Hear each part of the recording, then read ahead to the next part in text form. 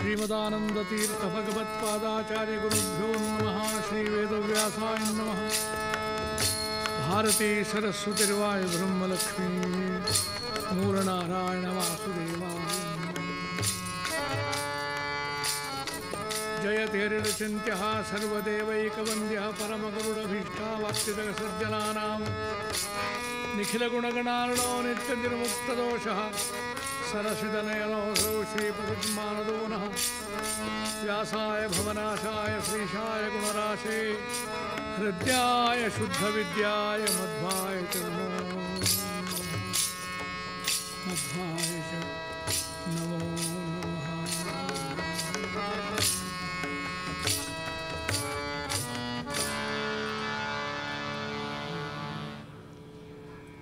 कथाश्रवण माडु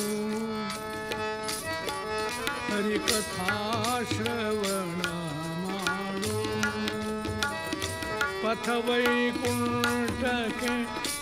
इदु नोडोने पथवैकुंठके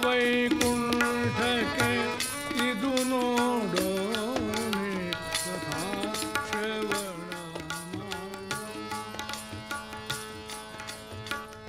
सरसिजनाभन सर्वदा पोगಳುತ್ತೆ सरसिजनाभन सर्वदा पोगಳುತ್ತೆ दुरित दूरಕ್ಕೆ ಈಡಾಡು ಕಥಾಶ್ರವಣ ಮಾಡು ಜ್ಞಾನ ಭಕುತಿ ವೈರಾಗ್ಯವೀವ ನಮ್ಮ ಜ್ಞಾನ ಭಕುತಿ ವೈರಾಗ್ಯವೀವ ನಮ್ಮ ಆನಂದ ತೀರ್ಥರ ಪಾಡೋ ಕಥಾಶ್ರವಣ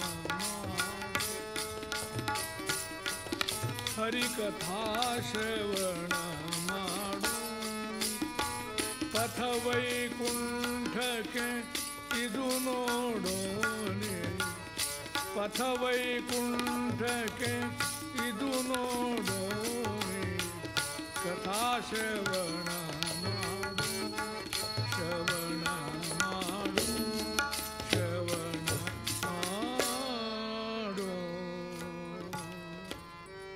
ಲಕ್ಷ್ಮೀ ಗೋವಿಂದ ನಿಖಿಲ ಜಗತ್ಕಾರಣ ಸರ್ವತಂತ್ರ ಸ್ವತಂತ್ರ ಸರ್ವಶಬ್ದವಾಚ್ಯ ಸರ್ವೋತ್ತಮನಾದ ಶ್ರೀಮನ್ನಾರಾಯಣ ಕಥಾ ಶ್ರವಣ ಮಾಡು ಕೇಳು ಅಂತಾರೆ. ನಮ್ಮಲ್ಲಿ ಕೇಳು ಎಂಬ ಈ ಶಬ್ದ ಮಾಡು ಎಂಬ ಅರ್ಥದಲ್ಲಿರೋದು. ನನ್ನ ಮಗ ಹೇಳಿದ್ದು ಕೇಳೋದಿಲ್ಲ ಅಂದರೆ ಕಿವುಡ ಅಂತ ಅರ್ಥ ಅಲ್ಲ, ನಾ ಹೇಳಿದಾಗ ಮಾಡೋದಿಲ್ಲ ಅಂತ ಅರ್ಥ. ಕೇಳುವುದು ಮಾಡಲೋಸ್ಕರವಾಗಿ, ಕೇಳುವ ವಿಚಾರವೂ ಅವನ ಮನಸ್ಸು ಸ್ವಲ್ಪಾಗಿ ಬರಬೇಕು. ಇದಕ್ಕೆ ಎಷ್ಟು ವಿವರಣೆ ಕೊಟ್ಟರೂ ಸಾಲದು. ಯಾಕಂದರೆ ಈಗ ನಾವು ಆಧುನಿಕ ಪ್ರಪಂಚದಲ್ಲಿದ್ದೇವೆ. ಬಾಡಿ ಲ್ಯಾಂಗ್ವೇಜ್ ಅಂತ ಶುರುವಾಗಿದೆ. ಅವರು ಕೇವಲ ಸಂಕೇತದಿಂದಲೇ ಎಲ್ಲ ಹೇಳಿಕೊಡೋದಂತೆ. ಅವರು ಶ್ರೀಮಂತನ ಮಗ ದುಷ್ಟ ಹವ್ಯಾಸಕ್ತಲಕಿ ಮತ್ತು ಬರುವ ಔಷಧಗಳನ್ನು ಮದ್ಯಪಾನಾದಿಗಳು ಮಾಡಿ ಆರೋಗ್ಯ ಎಲ್ಲ ಹಾಳು ಮಾಡಿಕೊಳ್ತಾನೆ. ಒಬ್ಬ ಹೇಳಿದ, ಏನು ಚಿಂತೆ ಮಾಡಬೇಡಿ, ನಮ್ಮಲ್ಲೊಬ್ಬ ಗುರುಗಳು ಬಂದಿದ್ದಾರೆ, ಬಾಡಿ ಲ್ಯಾಂಗ್ವೇಜ್ನಲ್ಲಿ ಅವರೇನು ಹೇಳ್ತಾರೆ, ಅವರು ಏನು ಹೇಳ್ತಾರೋ ಅದು ಆಗ್ತದೆ, ಅದಕ್ಕೇನು ಹಣ ಕೊಡಬೇಕು ಅಂತ ಕೊಡಿ ಅವರಿಗೆ. ಸರಿ, ಆ ಬಾಡಿ ಲ್ಯಾಂಗ್ವೇಜಿನ ಗುರುವಿನ ಹತ್ರ ಕರ್ಕೊಂಡು ಬಂದ. ಮತ್ತು ಹೇಳಿದ, ಇವ ಇಂತಿಂಥ ಕೆಟ್ಟ ಹವ್ಯಾಸ ಮಾಡ್ತಾನೆ, ಇಂತಿಂಥ ಹವ್ಯಾಸಗಳಲ್ಲಿ ಇವನಿಗುಂಟು, ಕೆಟ್ಟ ಕೆಟ್ಟ ಔಷಧ ಎಲ್ಲ ಸ್ವೀಕಾರ ಮಾಡ್ತಾನೆ, ಉದ್ರೇಕಕ್ಕೆ ಬಲಿಯಾಗ್ತಾನೆ. ಎಲ್ಲ ಕೇಳ್ಕೊಂಡ್ರವರು ಬಾಡಿ ಲ್ಯಾಂಗ್ವೇಜಿನ ಗುರುಗಳು. ಇವನ್ನು ಕರೆದರು.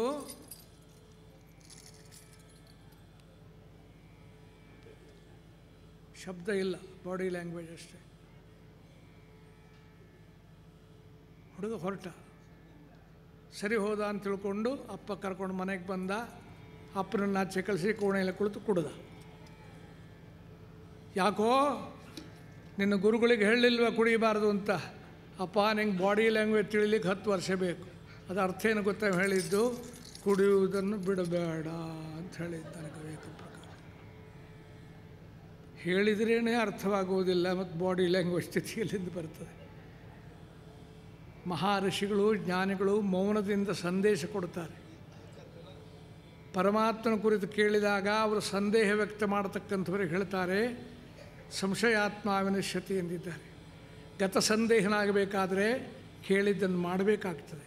ಆ ಮಾಡುವಾಗ ಅದು ಹರಿ ಸೇವೆ, ಪರಮಾತ್ಮನ ಸೇವೆ ಅಂತ ತಿಳ್ಕೊಂಡು ಭಗವತ್ ಪ್ರೀತ್ಯರ್ಥವಾಗಿ ಮಾಡಬೇಕಾಗ್ತದೆ. ಅಲ್ಲಿ ನಿಷ್ಕಾಮತೆ ಉಂಟಾಗಬೇಕಾಗ್ತದೆ. ಆದಂತಹ ಕರ್ಮ ಮಾಡು.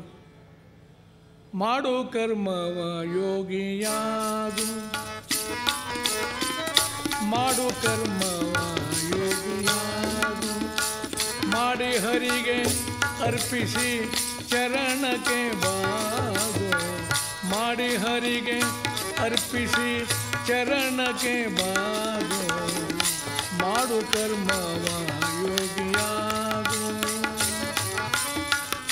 ರೂಢಿಯಲಿ ಉತ್ತಮ ಕರ್ಮಕ್ಕೆ ಫಲವು, ರೂಢಿಯಲಿ ಉತ್ತಮ ಕರ್ಮಕ್ಕೆ ಫಲವು, ಕಾಡೊಳಗಿದ್ದರೂ ನೀ ಪಡೆವೆ ನಿಶ್ಚಯವು, ಮಾಡದೆ ಮಾಡಿದ ಜ್ಞಾನಿಯಾಗು, ಮಾಡಿಯೂ ಮಾಡದೆ ಕರ್ಮವ ನೀಗು, ಮಾಡಿಯೂ ಮಾಡದೆ ಕರ್ಮವ ನೀಗು, ಮಾಡು ಕರ್ಮವ ಯೋಗಿಯಾಗು.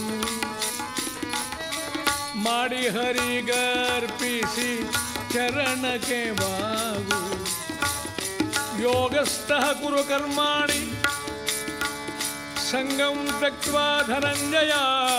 ಗೀತಾವಾಣಿ ಪರಮಾತ್ಮನದ್ದು.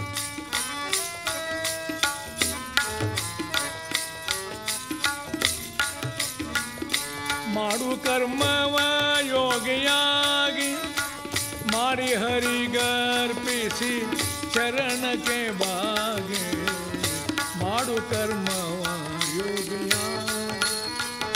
ದೃಢ ಮಾಡು ದೇವನ ಧ್ಯಾನ, ಕೊಡದಿರು ಮನೆ ಹರಿ ಕರುಣಾ ನಿಧಾನ, ಕೊಡದಿರು ಮನೆ ಹರಿ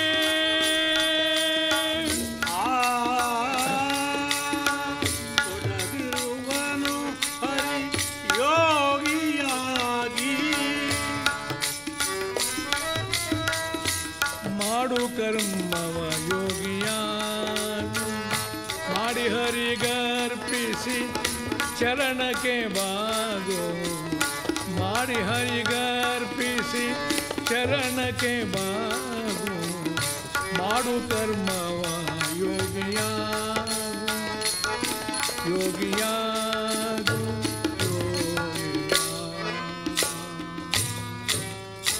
ಶ್ರೀಮದ್ ವಾದಿರಾಜ ಯತಿಗಳು ಸಾಧಕನಿಗೆ ಹೇಳ್ತಾರೆ, ಶ್ರವಣಂ ಮನನಂಚೈವ ಧ್ಯಾನಂ ಚೇತಿ ಕ್ರಮಾತ್ರಯಂ ಪ್ರಧಾನಾಂಗಂ ಹಿ ಮನಸೋ ದ್ರಷ್ಟವ್ಯೇ ಪರಮಾತ್ಮನೇ.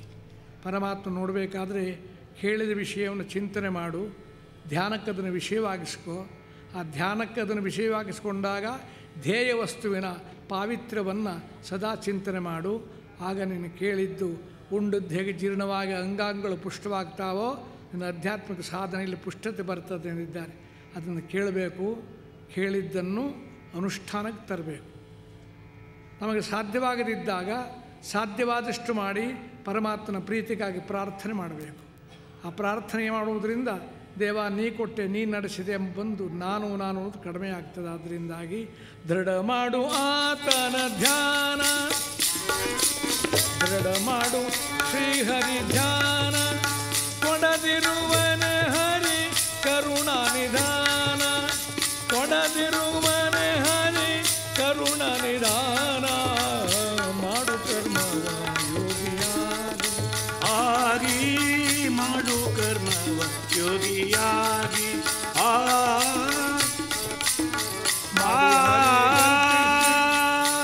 ಹರಿಗೆ ಅರ್ಪಿಸಿ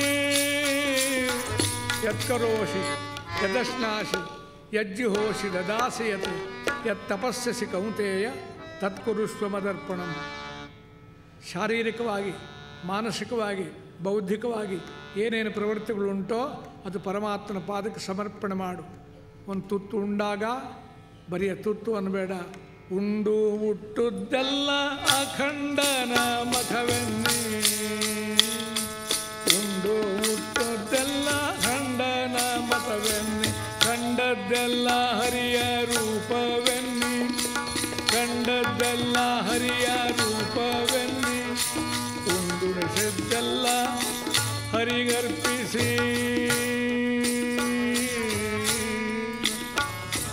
ಕಂಡದ್ದೆಲ್ಲ ಹರಿಯ ರೂಪವೆನ್ನಿ, ಉಂಡುತ್ತುದ್ದೆಲ್ಲ. ಶರೀರ ಪೋಷಣೆಗಾಗಿ ಉಣ್ಣುವ, ತಿನ್ನುವ, ಉಡುವ ಎಲ್ಲ ವಸನಗಳು ಕೂಡ ಭಗವತ್ ಪ್ರಸಾದವಾಗಿಸ್ಕೊ. ನೀನು ಕೊಟ್ಟದ್ದು ನಿನ್ನಿಂದ ಹೀಗನ್ನು, ಆಗ ನೀನು ಉಂಡದ್ದೇ ಯಜ್ಞವಾಗ್ತದೆ, ಮಾಡಿದ್ದೆಲ್ಲವೂ ಕರ್ಮಯೋಗಗಳಾಗ್ತವೆ. ಯೋಗ ಅಂದರೆ ಸೇರುವ ಜಾಗ, ಪರಮಾತ್ಮನಿಗೆ ಸಮರ್ಪಣೆ ಮಾಡ್ತೇವೆ. ಅದರಿಂದಾಗಿ ಪ್ರತಿಯೊಂದು ಈಶ್ವರಾರ್ಪಣ ಬುದ್ಧಿಯಿಂದ ಯತ್ಕರೋಷಿ ಯದಶ್ನಾಸಿ ಯಜ್ಜುಹೋಷಿ ದದಾಸಿ ಯತ್ ಯತ್ತಪಸ್ಯಸಿ ಕೌಂತೆಯ ತತ್ಕುರುಷ್ವ ಮದರ್ಪಣಂ. ಗೀತೋಕ್ತಿ ಪರಮಾತ್ಮನದ್ದು. ಶಾರೀರಿಕ, ಮಾನಸಿಕ, ಬೌದ್ಧಿಕವಾಗಿ ಏನೇನು ಕರ್ಮಗಳು ಉಂಟೋ ಅದನ್ನು ಪಾಲನದ್ದನ್ನು ಮಾಡಿ ಭಗವಂತನಾದ ನನಗರ್ಪಿಸು. ಕೇಳಿದ್ದನ್ನು ಅನುಷ್ಠಾನಕ್ಕೆ ತಂದಾಗ ಫಲ ಬರೋದು. ಮನೆಗೊಬ್ಬ ಕೆಲಸದ ಆಳ ಬೇಕು ಅಂತ ಹೆಂಡತಿ ಯಾವಾಗಲೂ ಗಂಡನಿಗೆ ಹೇಳ್ತಾ ಇದ್ಲು. ನಮ್ಮ ಅಪ್ಪ ನಿಮಗೆ 50,000 ರೂಪಾಯಿ ವರದಕ್ಷಿಣೆ ಕೊಟ್ಟದ್ದು ಯಾಕೆ? ಅದರ ಬಡ್ಡಿ ದುಡ್ಡಲ್ಲಾದರೂ ಅಡುಗೆ ಅವ್ರನ್ನ ತಂದಿಡ್ತೇನೆ ಅಂತ ಹೇಳಿದ್ರಿ. ನನ್ನಿಂದ ಕೆಲಸ ಮಾಡಲಿಕ್ಕೆ ಆಗೋದಿಲ್ಲ. ಏನಾದರೂ ಮಾಡಿ ಒಳ್ಳೆ ಕೆಲಸದ ಒಂದು ಹೇಳಿದ ಹಾಗೆ ಕೇಳುವನು ಯಾರಾದರೂ ಒಬ್ಬ ತರಬೇಕು ಅಂತ. ಪುಣ್ಯವಶಾತ್ ಅಂಥವನೊಬ್ಬ ಮರುದಿನ ಬೆಳಿಗ್ಗೆ ಬಂದುಬಿಟ್ಟಿದ್ದಾರೆ. ಏನಾದ್ರು ಕೆಲಸ ಇದ್ದರೆ ಹೇಳಿ ಅಮ್ಮ, ನನಗೆಲ್ಲ ಮಾಡ್ಲಿಕ್ಕೆ ಬರುತ್ತೆ, ಅಡುಗೆ ಮಾಡ್ಲಿಕ್ಕೆ ಬರ್ತದೆ, ನಾನಾ ರೀತಿ ತಿಂಡಿ ತಿನಿಸು ಮಾಡ್ತಾನೆ, ಉತ್ತರ ಇದ್ದದ್ದು ಮಾಡ್ಲಿಕ್ಕೆ ಬರ್ತದೆ, ದಾಕ್ಷಿಣಾತ್ಯ ತಿನಿಸು ಮಾಡ್ಲಿಕ್ಕೆ ಬರ್ತದೆ, ನೀವು ಹೇಳಿದ ಹಂಗೆ ಕೇಳ್ತೇನೆ. ಸರಿಯಪ್ಪ, ಏನು ಸಂಬಳ ಕೊಡಬೇಕು? ಸಂಬಳ ಕರ್ಮಣ್ಯೇವಾಧಿಕಾರಸ್ಥೆ ಮಾ ಫಲೇಶು ಕದಾಚನ ಅಂತ ಗೀತೆಯಲ್ಲಿ ಹೇಳಿದ್ದಾರೆ. ಓಹೋ, ಇವನಿಗೆ ಮನೆ ಕೆಲಸ ಮಾತ್ರ ಅಲ್ಲ, ಭಗವದ್ಗೀತೆಯು ಗೊತ್ತುಂಟು, ಇವನ ಕೈಲೇ ಹೇಳಿಸ್ಕೊಂಡ್ರೆ ಆಯ್ತು, ಖರ್ಚಿಲ್ಲ ಅದಕ್ಕೆ, ಇವನ್ನೇ ಕೆಲಸಕ್ಕೆ ಇಟ್ಕೊಳ್ರಿ. ಅವನಂದ ಒಂದು ಒಪ್ಪಂದ ಇದೆ ಅಂತ. ಏನು? ನಾನಾಗಿ ಹೋಗುವುದಿದ್ದರೆ ನನ್ನ ಮೂಗು ಕತ್ತರಿಸಿಕೊಡ್ತೇನೆ, ನೀವಾಗಿ ಹೋಗು ಅಂದರೆ ನಿಮ್ಮ ಮೂಗು ಕತ್ತರಿಸಿಕೊಡ್ಬೇಕು, ಬರ್ಕೊಡಿ. ನಾವು ಒಳ್ಳೆ ಕೆಲಸ ಹೋಗು ಅಂತ ಹೇಳ್ತೇವೆ, ದೊಡ್ಡ ಕಾಗದ ಬರ್ಕೊಟ್ಟ. ನಾನಾಗಿ ಹೋಗ್ಲಿಕ್ಕೆ ಹೋದರೆ ನನ್ನ ಕಿವಿ ಮೂಗೆಲ್ಲ ಕತ್ತರಿಸಿಕೊಡ್ತೇನೆ ಅಂತ. ನೀನಾಗಿ ಹೋಗೋದ್ರೆ ನಿನ್ನ ಕಿವಿ ಮೂಗು ಕತ್ತರಿಸ್ಬೇಕು. ಅದು ಕೆಲಸಕ್ಕೆ ಸೇರಿಕೊಂಡ. ಬೆಳಗಿನ ಜಾವದಲ್ಲಿ ಎದ್ದು ಮನೆ ಹಾಕಿ ಹೇಳೋ, ಕಸ ಗುಡಿಸೋ, ಎಲ್ಲ ಶುದ್ಧ ಮಾಡೋ, ಮಕ್ಕಳನ್ನ ಸ್ಕೂಲಿಗೆ ತೊಗೊಂಡೋಗ್ಬಿಡೋ, ಬರುವಾಗ ತರಕಾರಿ ತಗೊಂಡ್ಬಿಡೋರು, ಹೇಳಿ ಅಮ್ಮ ಏನು ಎಷ್ಟುಂಟೋ ಎಲ್ಲ ಹೇಳಿ ಅಂದರೆ ನಾನು ಹೇಳಿದ್ದೇನು ನೀವು ಹೇಳಿದ ಹಂಗೆ ಕೇಳ್ತೇನೆ ಮಾಡ್ತೇನೆ ಅಂತ ಹೇಳಿದ್ದೇನು? ಹೇಳಿ, ಇನ್ನೇನುಂಟು? ಹೇಳ್ದ ಹಂಗೆ ಕೇಳ್ತೇನೆ ಅಂತ ಹೇಳಿದ್ದೇನೆ, ನಾನು ಮಾಡ್ತೇನೆ ಅಂತ ಹೇಳಲಿಲ್ಲ. ದೇವರ ವಿಚಾರ ಕೇಳುವುದು ಅಂದರೆ ಮಾಡುವುದು ಅಂತ ಅರ್ಥ. ಅದು ಕೇವಲ ಪರ್ಯಾವಸಾನ ಶ್ರವಣದಲ್ಲೇ ಆದ ಪ್ರಯೋಜನ. ಶ್ರವಣಂ ಕೀರ್ತನಂ ವಿಷ್ಣೋ ಸ್ಮರಣಂ ಪಾದಸೇವನಂ ಅರ್ಚನಂ ವಂದನಂ ದಾಸ್ಯಂ ಸಖ್ಯಂ ಆತ್ಮನಿವೇದನಂ. ಇಷ್ಟು ಮಾಡಿಯೂ ನಾ ಮಾಡಿದೆಂಬ ಹಂತ ಇಲ್ಲದೆ ಸಮರ್ಪಣೆ ಮಾಡಬೇಕಾದ್ರೆ ಎಂಥ ಚಿಂತನೆ ಬೇಕದಕ್ಕೆ. ಅದನ್ನು ಹೇಳಿದ್ದು ವಾದಿರಾಜಯತಿಗಳು. ಸಕಲ ಸಾಧನವೆನಗೆ ಕೈ ಸೇರಿತು, ಮುಕ್ತಿಯ ಸಾಧನಕ್ಕೆ ಬಾರದಾಧನವೋ, ಸಕಲ ಸಾಧನವೆನಗೆ ಕೈ ಸೇರಿತು.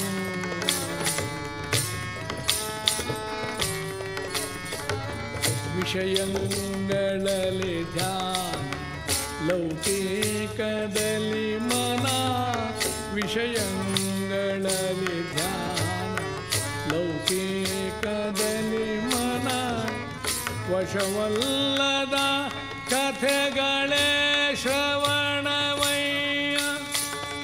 ಹಸನಾಗಿ ಎಣಿಸುವ ಹಣ ಹೊನ್ನಿನ ಜಪವು, ಬಿಸಿಲೊಳಗೆ ಚರಿಸುವುದೇ ಅದು ಮಹಾತಪವೋ. ಬಿಸಿಲೊಳಗೆ ಚರಿಸುವುದೇ ಅದು ಮಹಾತಪವೋ. ತನ್ನ ದೌರ್ಬಲ್ಯ, ತನ್ನಲ್ಲಿರುವ ದುಃಖಗಳೇನುಂಟೋ ಅದೆಲ್ಲ ಭಗವಂತನಲ್ಲಿ ಹೇಳಿಕೊಳ್ತಾ ಇದ್ದ. ಅದನ್ನು ದೇವರು ಕೇಳ್ತಾನೆ, ಕೇಳಿದ್ದನ್ನು ಮಾಡಿ ನನ್ನ ತಪ್ಪನ್ನು ಸರಿಗೊಳಿಸ್ತಾನೆ ಅನ್ನತಕ್ಕಂಥ ರೀತಿಯ ಆ ಭಾವನೆಯನ್ನು ವ್ಯಕ್ತಗೊಳಿಸ್ತಾನೆ. ನೀನಿಟ್ಟ ಸೌಭಾಗ್ಯ ಅಖಿಲವಾಯ್ತನಗೆ, ಏನ ಬೇಡಲು ನಿನ್ನ ಬಳಿಗೆ ಬಂದು. ಹೀಗೆ ಹೇಳುವ ಗೋಪಾಲದಾಸರಿಗೆ ಮಧ್ಯಾಹ್ನ ಒಪ್ಪತ್ತಿಗೆ ಊಟಕ್ಕಿಲ್ಲ ಅಂತ ಗೊತ್ತಿಲ್ಲ. ಆದರೂ ನಿನ್ನ ಹತ್ರ ಏನು ಬೇಡಬೇಕಾದುಂಟು. ಶರೀರ ಕೊಟ್ಟಿದ್ದಿ, ವಿಚಾರ ಕೊಟ್ಟಿದ್ದಿ, ಇಂದ್ರಿಯಗಳ ದ್ವಾರ ಉಪಾಸನೆಗೆ ಮಾರ್ಗ ತೋರಿದ್ದಿ, ನೀನೇ ರಕ್ಷಣೆ ಮಾಡತಕ್ಕಂಥವಾದ್ದರಿಂದಾಗಿ ನಿನ್ನನ್ನು ಕೇಳಬೇಕಾದ್ದಿಲ್ಲ. ಶಾಸ್ತ್ರ ಏನು ಹೇಳ್ತದೋ ಅದನ್ನು ಮಾಡಿದಾಗ, ಅದು ಅನುಷ್ಠಾನಕ್ಕೆ ಬಂದಾಗ ಚಿಂತನೆ ಬರತಕ್ಕಂಥದ್ದು. ಮಹಾಪುರುಷರ ಲಕ್ಷಣಗಳು ಹೇಗಿರ್ತಾವೆ ನೋಡಿ. ಒಂದು ಸಣ್ಣ ದೃಷ್ಟಾಂತಕ್ಕಾಗಿ ಸ್ವಾಮಿ ವಿವೇಕಾನಂದರು ಮೊಟ್ಟ ಮೊದಲಿಗೆ ಅಮೇರಿಕಕ್ಕೆ ಹೋದಾಗ ಅಲ್ಲಿಯ ಭಾರತೀಯರನ್ನೆಲ್ಲ ಕರೆದು ಅವರಲ್ಲಿ ಆತ್ಮೀಯತೆ ಅಂತ ಮಾತಾಡಿ ಕೊನೆಗೆ ಹೇಳಿದರು, ನೀವು ಇಲ್ಲೇ ಇರಿ, ಯಾವುದೇ ಕೆಲಸದಲ್ಲಿರಿ, ಯಾವುದೇ ಭಾಷೆಯಲ್ಲಿ ಮಾತಾಡಿ ವಿರೋಧವಿಲ್ಲ. ಆದರೆ ಭಾರತೀಯ ಉಡುಪು ತೊಡುಪುಗಳನ್ನು ಮರೆಯಕೂಡದು. ನೀವು ಭಾರತೀಯರಂತೂ ಗುರುತಿಸುವಂತಿರಬೇಕು, ನಿಮ್ಮ ಉಡುಗೆ ತೊಡುಗೆಗಳಿರಬೇಕು. ಹಾಗೆ ನಾನು ಸನ್ಯಾಸಿ, ಸರ್ವಸಂಗ ಪರಿತ್ಯಾಗಿ, ಕಾವಿ ಹಾಕಿ ನಿಲುವಂಗಿಯನ್ನು ಹಾಕ್ಕೊಂಡಿದ್ದೇನೆ, ತಲೆಯ ಮೇಲೆ ಕಾವಿಯ ಟೋಪಿ ಇಟ್ಟಿದ್ದೇನೆ. ಹಾಗೆ ನೀವು ಚಿಂತನೆ ಮಾಡಬೇಕು. ಆ ವಸ್ತುಗಳೆಲ್ಲ ಭಾರತೀಯ ವಸ್ತು ಹೋಲುವಂತಿರಬೇಕು ಅಂಬಾಗ ಅಲ್ಲೊಬ್ಬ ಬ್ರಿಟನ್ ಮಹಿಳೆ ಕೂತಿದ್ಲು. ಅವಳಂದ್ಲು, ಸ್ವಾಮೀಜಿ ನೀವು ಹಾಕಿದಂಥ ಚಪ್ಪಲಿ ಇದು ಇಲ್ಲ, ಇಂಗ್ಲೆಂಡ್ನಲ್ಲಿ ತಯಾರಾದ್ದು, ಬ್ರಿಟಿಷ್ರವರದ್ದು. ಅದು ಗೊತ್ತಿದ್ದೇ ಅಲ್ಲಿ ಸ್ಥಾನ ಕೊಟ್ಟಿದ್ದೇನೆ ಅಂದರು. ಒಂದೇ ಮಾತಲ್ಲಿ ಮುಗಿಸ್ಬಿಟ್ರೆ ಏಕಪ್ರಕಾರ. ಮಹಾಪುರುಷರ ಆಚರಣೆಗಳು ನಾವು ನೀವು ಆಚರಿಸಲು ಸಾಧ್ಯವಲ್ಲ. ಅದೆಲ್ಲ ಆಚರಣೆಗೆ ಬರಬೇಕಾದ್ರೆ ಅನುಭವ ಸಿದ್ಧವಾಗಬೇಕು, ಅಂತಹ ಜ್ಞಾನವಾಗಬೇಕು, ಭಗವಂತನ ಅನುಗ್ರಹವಾಗ್ತದೆ. ಆ ಪರಮಾತ್ಮನ ಅನುಗ್ರಹಕ್ಕೆ ಅವನ ಕಥಾ ಶ್ರವಣ ಮಾಡಿ, ಶ್ರವಣಂ ಮನನಂಚೈವ ಧ್ಯಾನಂ ಚೇತಿ ಕ್ರಮಾತ್ರಯಂ ವಾದಿರಾಜೇತಿಗಳು ಹೇಳ್ತಾರೆ. ಶ್ರವಣ ಮಾಡಬೇಕು, ಶ್ರವಣ ಮಾಡಿದ್ದು ಮನನವಾಗಬೇಕು. ಆ ದಾಸರು ಹೇಳಿದ್ದು ಭಾಳ ಚೆನ್ನಾಗಿತ್ತು. ಒಬ್ಬ ಚೆನ್ನಾಗಿತ್ತು, ಹೇಗಿತ್ತು ಅಂತ ಅವ್ರನ್ನ ಕೇಳು ಅಷ್ಟೇ, ನನ್ನೇ ಆಗಿ ಕೇಳ್ತೀಯ. ಏನಂದ್ರೆ ಅದೆಲ್ಲ ಯಾರು ಬಾಯಿ ಗಟ್ಟಿ ಮಾಡಿ ಹೇಳೋದು ಸಾಧ್ಯವೇ? ಅದೆಲ್ಲ ಜ್ಞಾನಿಗಳಿಗೆ ಸಾಧ್ಯ. ಇಷ್ಟಕ್ಕೆ ಮಾತ್ರ ಹೇಳ್ತೀವಿ ನಾವು. ನಿನ್ನದಾಗಿಸ್ಕೊ. ಶ್ರವಣಂ ಮನನಂಚೈವ, ಕೇಳಿದ್ದನ್ನು ಮನನ ಮಾಡು. ಧ್ಯಾನಂ ಚೇತಿ ಕ್ರಮಾತ್ರಯಂ, ಅದನ್ನು ಮತ್ತೆ ಮತ್ತೆ ಮನಸ್ಸಿಗೆ ತಂದುಕೋ. ಈ 3 ಕ್ರಮಗಳಿಂದ ನೀವು ಕೇಳಿದ್ದು ಸಾರ್ಥಕವಾಗ್ತದೆ. ಆದ್ದರಿಂದ ತಿಳಿವು, ಅರಿವು ಇವೆಲ್ಲವೂ ಕೂಡ ಅಭ್ಯಾಸ ಬಲದಿಂದ ಬರ್ತಕ್ಕಂಥದ್ದು. ಅದಕ್ಕಾಗಿ ದಾಸರು ತಿಳಿವೆಂಬುವವ ನೀನು, ತಿಳಿದು ತಿಳಿಸುವ ನೀನು, ತಿಳಿದುದಕ್ಕೆ ಫಲ ನೀನು, ತೀರ್ಥಪದ ನೀನು. ತಿಳಿಯೇ ಎಂಬುದಕ್ಕಾಗಿ ತಿಳಿಯತಕ್ಕುದು ನೀನೆ, ತಿಳಿವಲ್ಲಿ ತಿಳಿಪಲ್ಲಿ ತಿಳುವಳಿಕೆ ನೀನಾಗಿ, ಚಲಿಸದಲೆ ಮನ ನಿಲ್ಲಿಸು ಗೋಪಾಲ ವಿಠಲ. ಚಲಿಸದಲೆ ಮನ ನಿಲ್ಲಿಸು ಗೋಪಾಲ ವಿಠಲ. ತಿಳಿವೆಂಬುವವ ನೀನು, ತಿಳಿದು ತಿಳಿಸುವ ನೀನು, ತಿಳಿದುದಕ್ಕೆ ಫಲ ನೀನು, ತಿಳಿಯಗೊಡದವ ನೀನು. ತಿಳಿವಲ್ಲಿ ತಿಳಿಪಲ್ಲಿ ತಿಳುವಳಿಕೆ ನೀನಾಗಿ, ಚಲಿಸದಲೆ ಮನ ನಿಲ್ಲಿಸು ಗೋಪಾಲ ವಿಠಲ. ಆ ತಿಳಿ ತಿಳಿ ತಿಳಿ ಎಂಬ ಶಬ್ದ ಎಷ್ಟು ಅರ್ಥ ಬರಬಹುದೋ ಅಷ್ಟು ಅರ್ಥದಿಂದ ಹೇಳಿದ್ದಾರೆ. ಕನ್ನಡಿಗರಿಗೆ ತಿಳಿ ಎಂಬ ಶಬ್ದ ಬಹಳ ಪ್ರೀತಿಯದ್ದಾದ್ದರಿಂದ ಕನ್ನಡಿಗರ ಸಾರು ಕೂಡ ತಿಳಿ ಸಾರು. ಸಾರು ತಿಳಿಯಾದ ಸಾಲದು, ಶಾಸ್ತ್ರವನ್ನು ಸಾರವತ್ತವಾಗಿ ತಿಳ್ಕೊಳ್ಬೇಕಾಗ್ತದೆ, ಸ್ವಲ್ಪದಲ್ಲಿ ತಿಳ್ಕೊಳ್ಬೇಕಾಗ್ತದೆ. ಶಾಸ್ತ್ರವು ನಿನ್ನನ್ನು ಸನ್ಮಾರ್ಗಕ್ಕೆ ಕೊಂಡು ಹೋಗ್ತಾ ಇದೆ ಏಕಪ್ರಕಾರಿ. ಈಗ ನಮ್ಮಲ್ಲಿ ವೇದಾಂತ ಅನ್ನೋ ಶಬ್ದಕ್ಕೊಂದು ಹೊಸ ಅರ್ಥ ಹುಟ್ಟುಕೊಂಡಿದೆ. ವೇದಾಂತ ಅಂದರೆ ತನಗೆ ಗೊತ್ತಿಲ್ಲದೆ ಇರುವುದನ್ನು ಇತರರಿಗೆ ತಿಳಿಯದಂತೆ ಹೇಳೋದು ಅಷ್ಟೆ. ಇವನಿಗೂ ಗೊತ್ತಿಲ್ಲ, ಕೇಳುವವನಿಗೆ ಅರ್ಥ ಆಗಬಾರ್ದು ಅಂತ 2 ಗಂಟೆ ಹೇಳಿದರೆ ಅವರು ಏನು ಒಂಚೂರು ಅರ್ಥ ಆಗೋ ಸಾಧ್ಯ ಅಲ್ಲ ಅಂಥ ಪಂಡಿತರು. ಇದರಿಂದಲ್ಲ ಶ್ರವಣಂ ಮನನಂಚೈವ ಧ್ಯಾನಂ ಚೇತಿ ಕ್ರಮಾತ್ರಯಂ ಪ್ರಧಾನಾಂಗಂ ಹಿ ಮನಸೋ ದ್ರಷ್ಟವ್ಯೇ ಪರಮಾತ್ಮನೇ. ಅದರ ಶ್ರವಣಕ್ಕೆ ಶ್ರೀನಿವಾಸ ಕಲ್ಯಾಣ ಘಟ್ಟ ಏನು ವರ್ಣನೆ ಮಾಡುತ್ತದೆ, ಅದಕ್ಕೆ ಕಾರಣಗಳನ್ನು ಕೊಡುತ್ತದೆ. ಅದನ್ನು ಅನುಸಂಧಾನ ಮಾಡಿದವ ಜನಕರಾಜ, ಹೇಳಿದವರು ಮಹಾಮುನಿಗಳಾದಂಥ ಗೌತಮ ಪುತ್ರ ಶತಾನಂದರು. ಇಂಥ ಚರಿತ್ರೆ ಕೇಳುವಾಗ ನಾವು ನೀವು ಇನ್ನೊಮ್ಮೆ ಗೋವಿಂದನ ಗುಣಗಾನ ಮಾಡಿ ಶ್ರೀನಿವಾಸ ಗೋವಿಂದ ಶ್ರೀನಿವಾಸ ಗೋವಿಂದ ವೆಂಕಟರಮಣ ಗೋವಿಂದ ವೆಂಕಟರಮಣ ಗೋವಿಂದ ಸಂಕಟಹರಣ ಗೋವಿಂದ ವೆಂಕಟರಮಣ ಗೋವಿಂದ ಗೋವಿಂದ ಹರಿ ಗೋವಿಂದ ಗೋವಿಂದ ಹರಿ ಗೋವಿಂದ ಲಕ್ಷ್ಮೀ ರಮಣ ಗೋವಿಂದ ಶ್ರೀರಮಣ ಗೋವಿಂದ ಪಕ್ಷಿವಾಹನ ಗೋವಿಂದ ಶಿವಾಹನ ಗೋವಿಂದ ಪಕ್ಷಿಗೆ ಕಾಣಿಸು ಗೋವಿಂದ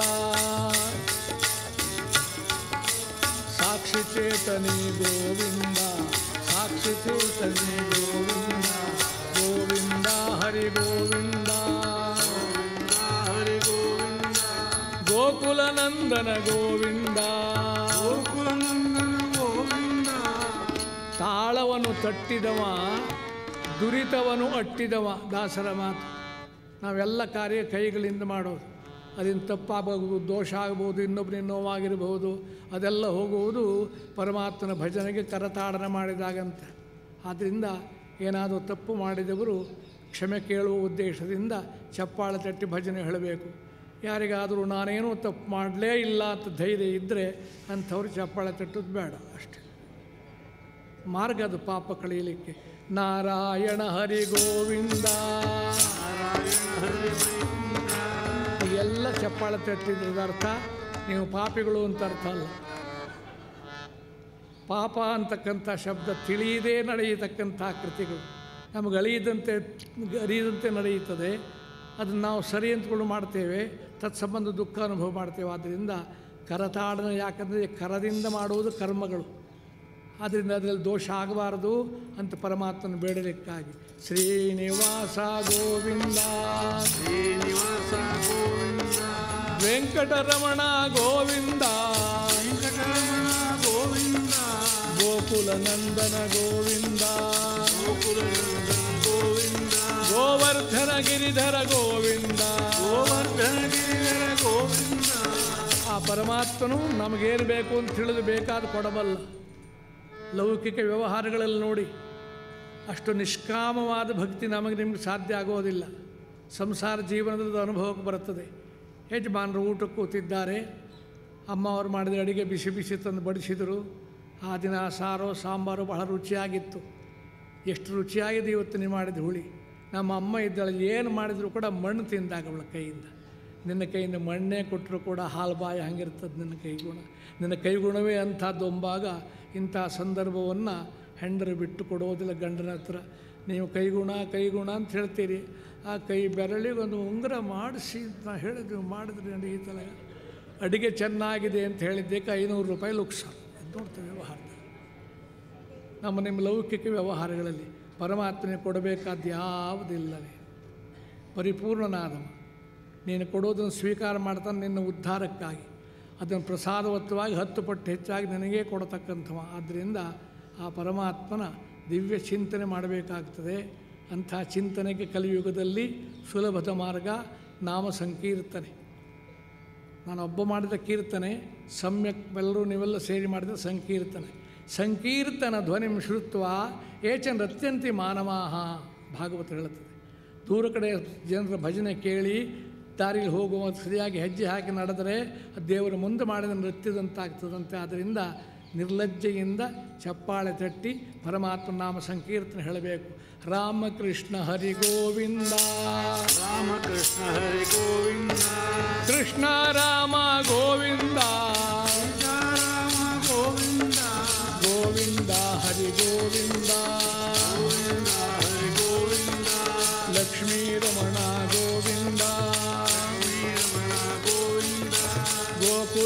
ಗೋಕುಲನಂದನ ಗೋವಿಂದ ಗೋವರ್ಧನ ಗಿರಿಧರ ಗೋವಿಂದ ಗೋವರ್ಧನ ಗಿರಿಧರ ಗೋವಿಂದ ಗೋವಿಂದ ಹರಿ ಗೋವಿಂದ ಲಕ್ಷ್ಮೀ ರಮಣ ಗೋವಿಂದ ಗೋವಿಂದ ಹರಿ ಗೋವಿಂದ ತಿರುಪತಿ ವಾಸ ಗೋವಿಂದ ತಿರುಮಲ ಕೊಡೆಯ ಗೋವಿಂದ ಗೋವಿಂದ ಹರಿ ಗೋವಿಂದ ಲಕ್ಷ್ಮೀ ರಮಣ ಗೋವಿಂದ ಪಕ್ಷಿ ವಾಹನ ಗೋವಿಂದ ಗೋವಿಂದ ಹರಿ ಗೋವಿಂದ ಲಕ್ಷ್ಮೀ ರಮಣ ಗೋವಿಂದ.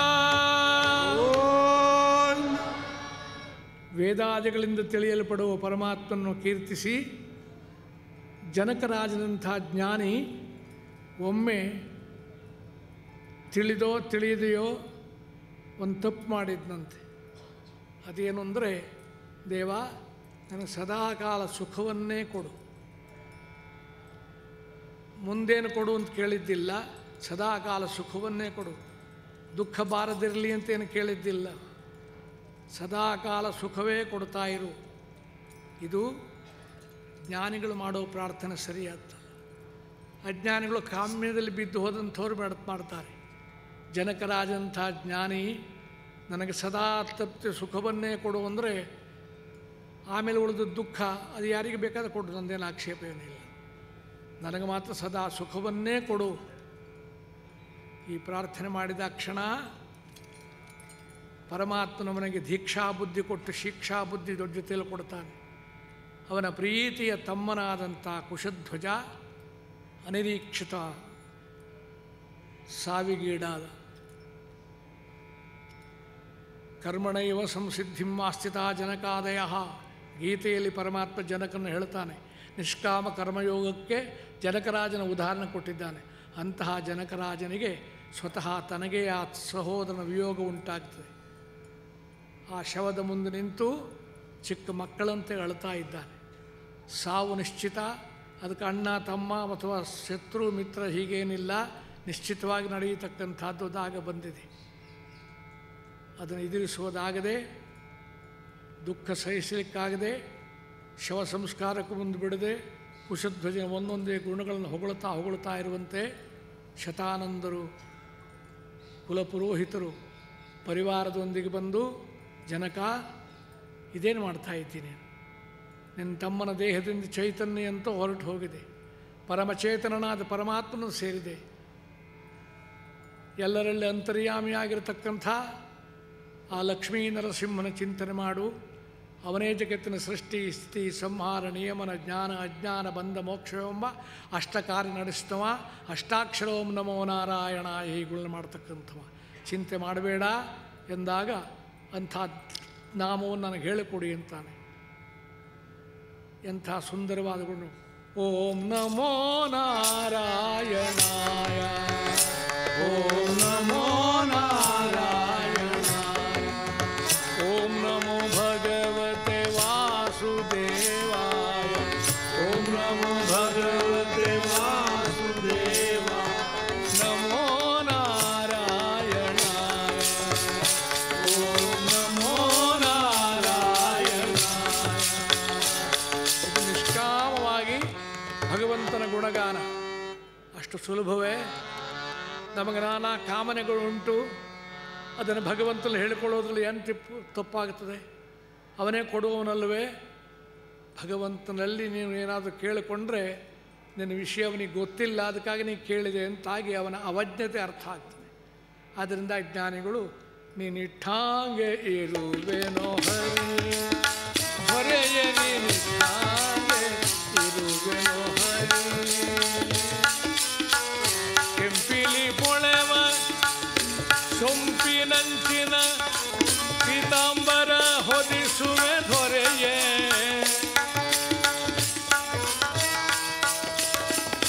ಕಪಿಲ ಹರೇ ನಿನ್ನ ಕೃಪೆಯು ತಪ್ಪಿದ ಮೇಲೆ ಕಪಿಲ ಹರೇ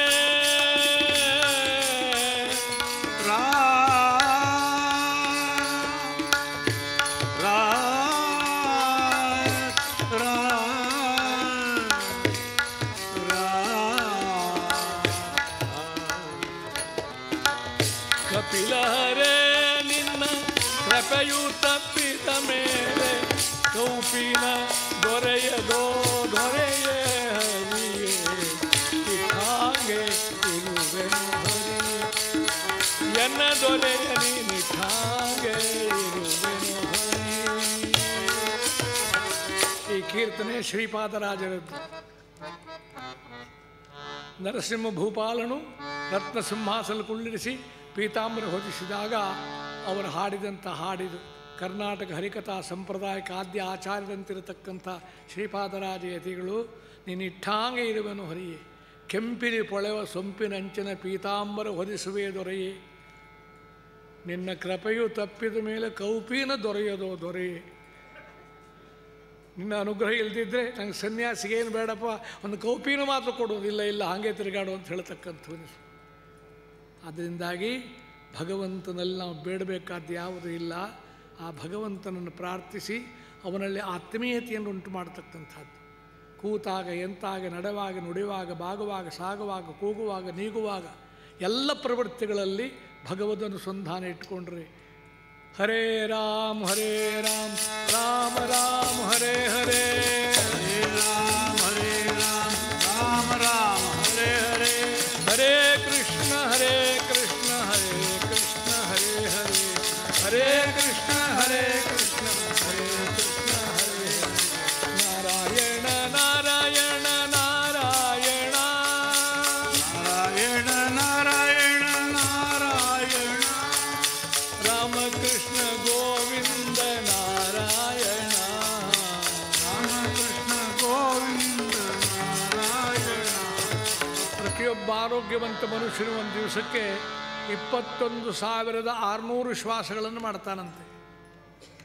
ಸ್ವಲ್ಪ ಸಿಟ್ಟುಗಿಟ್ಟು ಬಂದಾಗ ಹೆಚ್ಚು ಕಡಿಮೆ ಆಗಬಹುದು, ಅದು ಮುಖ್ಯವಲ್ಲ. ಸಾಮಾನ್ಯ ಸ್ಥಿತಿಯಲ್ಲಿ 21,600 ಶ್ವಾಸಗಳನ್ನು ಯಾರು ಮಾಡ್ತಾರೆ? ಎಚ್ಚರವಿದ್ದಾಗ ನಾನು ಶ್ವಾಸವಾಡ್ತೇನೆ ಅನ್ಬೋದು. ನಿದ್ರೆಯಲ್ಲಿ ನಮಗೇನು ಗೊತ್ತೇ ಇಲ್ಲವಲ್ಲ.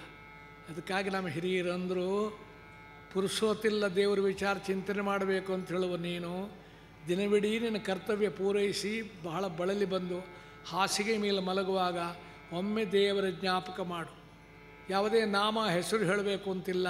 ದೇವ, ನಾನೀಗ ನಿದ್ರಾಲೋಕಕ್ಕೆ ಹೋಗ್ತೇನೆ, ಅಲ್ಲಿ ನನ್ನ ವ್ಯವಹಾರ ಲಾಭ ನಷ್ಟ ಮತ್ತೊಂದು ಮಗದು ಯಾವುದಿರೋದಿಲ್ಲ. ಗಾಢ ನಿದ್ದೆಯ ಕಡೆಗೆ ಶವಸದೃಶನಾಗಿ ಹೋಗ್ತೇನೆ.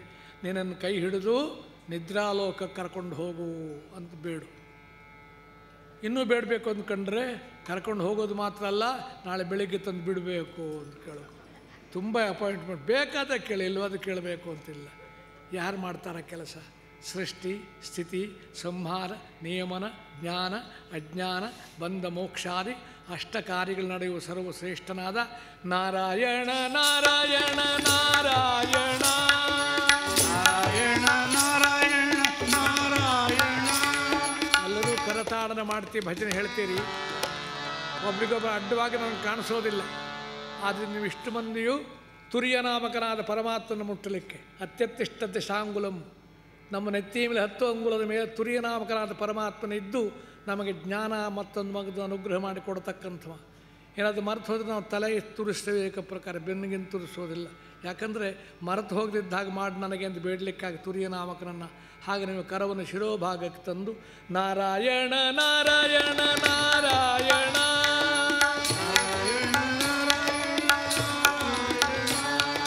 ರಾಮಕೃಷ್ಣ ಗೋವಿಂದ ನಾರಾಯಣ ರಾಮಕೃಷ್ಣ ಗೋವಿಂದ ನಾರಾಯಣ ನಾರಾಯಣ ನಾರಾಯಣ ನಾರಾಯಣ ನಾರಾಯಣ ನಾರಾಯಣ ನಾರಾಯಣ ಲಕ್ಷ್ಮೀನಾರಾಯಣ ಹರಿನಾರಾಯಣ ಲಕ್ಷ್ಮೀ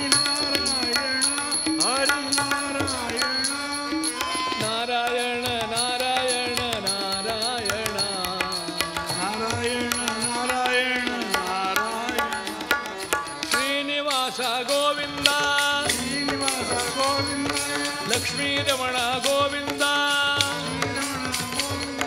ಹೀಗೆ ಪರಮಾತ್ಮನ ಅನಂತ ನಾಮ ಲೀಲೆಗಳನ್ನು ಕೊಂಡಾಡುವುದರಿಂದ ನಮ್ಮ ಚಿತ್ತ ಶುದ್ಧ ಉಂಟಾಗಿ ದೈವಿ ಪ್ರಜ್ಞೆ ನಮ್ಮಲ್ಲಿದ್ದದ್ದು ಜಾಗೃತವಾಗ್ತದೆ. ಅದಕ್ಕಾಗಿ ಕೇವಲ ಲೌಕಿಕ ಭೋಗ ಫಲಗಳನ್ನಲ್ಲ, ಅದನ್ನು ಅಪೇಕ್ಷೆ ಮಾಡುವುದು ಸಾಮಾನ್ಯ ಸಾಂಸಾರಿಕ ಜೀವನದವರು. ಜ್ಞಾನಿಗಳದಿಂದೂ ಮಾಡುವುದಿಲ್ಲ. ಏನು ಬೇಕು ಅಂತ ದೇವರಿಗೆ ಕೇಳಿದರೆ ನೀನೇ ಬೇಕು ಅಂತಾರೆ. ಅಂಥ ಪರಮಾತ್ಮನೇ ದೊರಕಿದ ಬಳಿಕ ಅದಕ್ಕಿಂತ ಅಮೂಲ್ಯವಾದ ವಸ್ತು ಬೇರೆ ಯಾವುದಿದೆ? ಅದಕ್ಕಾಗಿ ಮೊದಲು ಶ್ರವಣಂ ಮನನಂಚೈವ ಧ್ಯಾನಂ ಚೇತಿ ಕ್ರಮಾತ್ರಯಂ, ವಾದಿರಾಜರ ಮಾತಿದು. ಮೊದಲು ದೇವರ ವಿಚಾರ ಶ್ರವಣ ಮಾಡು, ಉತ್ತಮಾಧಿಕಾರಿಗಳಿಂದ ಸಾತ್ವಿಕರಿಂದ ಶ್ರವಣ ಮಾಡು, ಕೇಳಿದ್ದನ್ನು ಮತ್ತೆ ಮತ್ತೆ ಹೇಳು, ಆಗಾಗ ಚಿಂತಿಸು. ಅದರಿಂದಾಗಿ ನಿನ್ನ ಮಾತೆಲ್ಲವೂ ಮಂತ್ರವಾಗ್ತದೆ, ಶ್ವಾಸೋಚ್ಛ್ವಾಸಗಳೆಲ್ಲ ಯೋಗ ಸೂತ್ರವಾಗ್ತದೆ. ಹೀಗೆ ಎಚ್ಚರಿಸಿ ನಮ್ಮ ಜೀವನವನ್ನೇ ದೈವೀಮಯವಾಗಿಸಲಿಕ್ಕಾಗಿರುವ ಮಾರ್ಗ ಕಲಿಯುಗದಲ್ಲಿ ಬೇರೆ ಯಾವ ರೀತಿಯಲ್ಲೂ ಸಾಧ್ಯ ಇಲ್ಲ. ಜಪವನ್ನರಿಯೇನು ತಪವನ್ನರಿಯೇನು ಉಪವಾಸ ವ್ರತಗಳ ಮೊದಲರಿಯೇನು ಅಪಾರ ಮಹಿಮಾ ಶ್ರೀ ಪುರಂದರ ವಿಠಲನ ಉಪಾಯದಿಂದಲೂ ನೆನೆ ಮನವೇ ಕಲಿಯುಗದಲ್ಲಿ ನೆನೆದರೆ ಕುಲಕೋಟಿಗಳು ಧರಿಸುವವು. ಜಪವನ್ನರಿಯೇನು ತಪವನ್ನರಿಯೇನು. ನಮಗೇನು ಕಲಿಯುಗದಲ್ಲಿ ಮಾಡೋದು ಸಾಧ್ಯವಲ್ಲ. ಕೈಯಲ್ಲಿ ಜಪಮಾಲೆ ಹಿಡ್ಕೊಂಡಿಂದ 10 ಜಪ ಆಗುವಾಗಲೇ ತೂಕಡಿಸಲಿಕ್ಕೆ ಶುರುವಾಗುತ್ತೆ ಏಕಪ್ರಕಾರವಾಗಿ. ಏನು ಹೇಳ್ತಾನೋದು ಅರ್ಥವಾಗಲಿಲ್ಲ, ಮನನವಾಗಲಿಲ್ಲ, ಜಪ ಸಾಧ್ಯವಲ್ಲ. ತಪವಂತೂ ಎಲ್ಲಕ್ಕೂ ದೂರ ಹೋಯಿತು. ಆದ್ದರಿಂದಾಗಿ ಕಲಿಯುಗದಲ್ಲಿ ಸಂಕೀರ್ತನ ಸಾಮೂಹಿಕವಾಗಿ ಮಾಡುವಾಗ ನಿಷ್ಕಾಮವಾಗಿರುತ್ತೆ. ವ್ಯಕ್ತಿಗತವಾಗಿ ದೇವರ ಸ್ಮರಣೆ ಮಾಡುವಾಗ ನಮ್ಮ ತಾಪತ್ರಯಗಳೆಲ್ಲ ಮುಂದಕ್ಕೆ ಬರುತ್ತದೆ. ಸಾಮೂಹಿಕವಾಗಿ ಮಾಡುವಾಗ ಮನಸ್ಸು ಶುದ್ಧವಾಗಿರುತ್ತದೆ, ವ್ಯಕ್ತಿಗತವಾದ ಯಾವ ಪ್ರಾರ್ಥನೆಯಲ್ಲಿ ಇರೋದಿಲ್ಲ. ಅದರಿಂದಾಗಿ ಎಲ್ಲರೂ ಅಂಥ ಸಾಧನೆ ಮಾಡಬೇಕು. ಜಪ ತಪ ಸಾಧನ ಕಚು ನಹಿ ಲಾಗತ್ತ, ಕಬೀರ್ ಹೇಳ್ತಾನೆ. ಜಪ ತಪ ಸಾಧನ ಕಚು ನಹಿ ಲಾಗತ್ತ, ಖರಚತ ನೈ ಘಟದಿ ಭಜೋ ರೇ ಭಯ್ಯ ರಾಮ ಗೋವಿಂದ, ಭಜೋ ರೇ ಭಯ್ಯ ರಾಮ ಗೋವಿಂದ.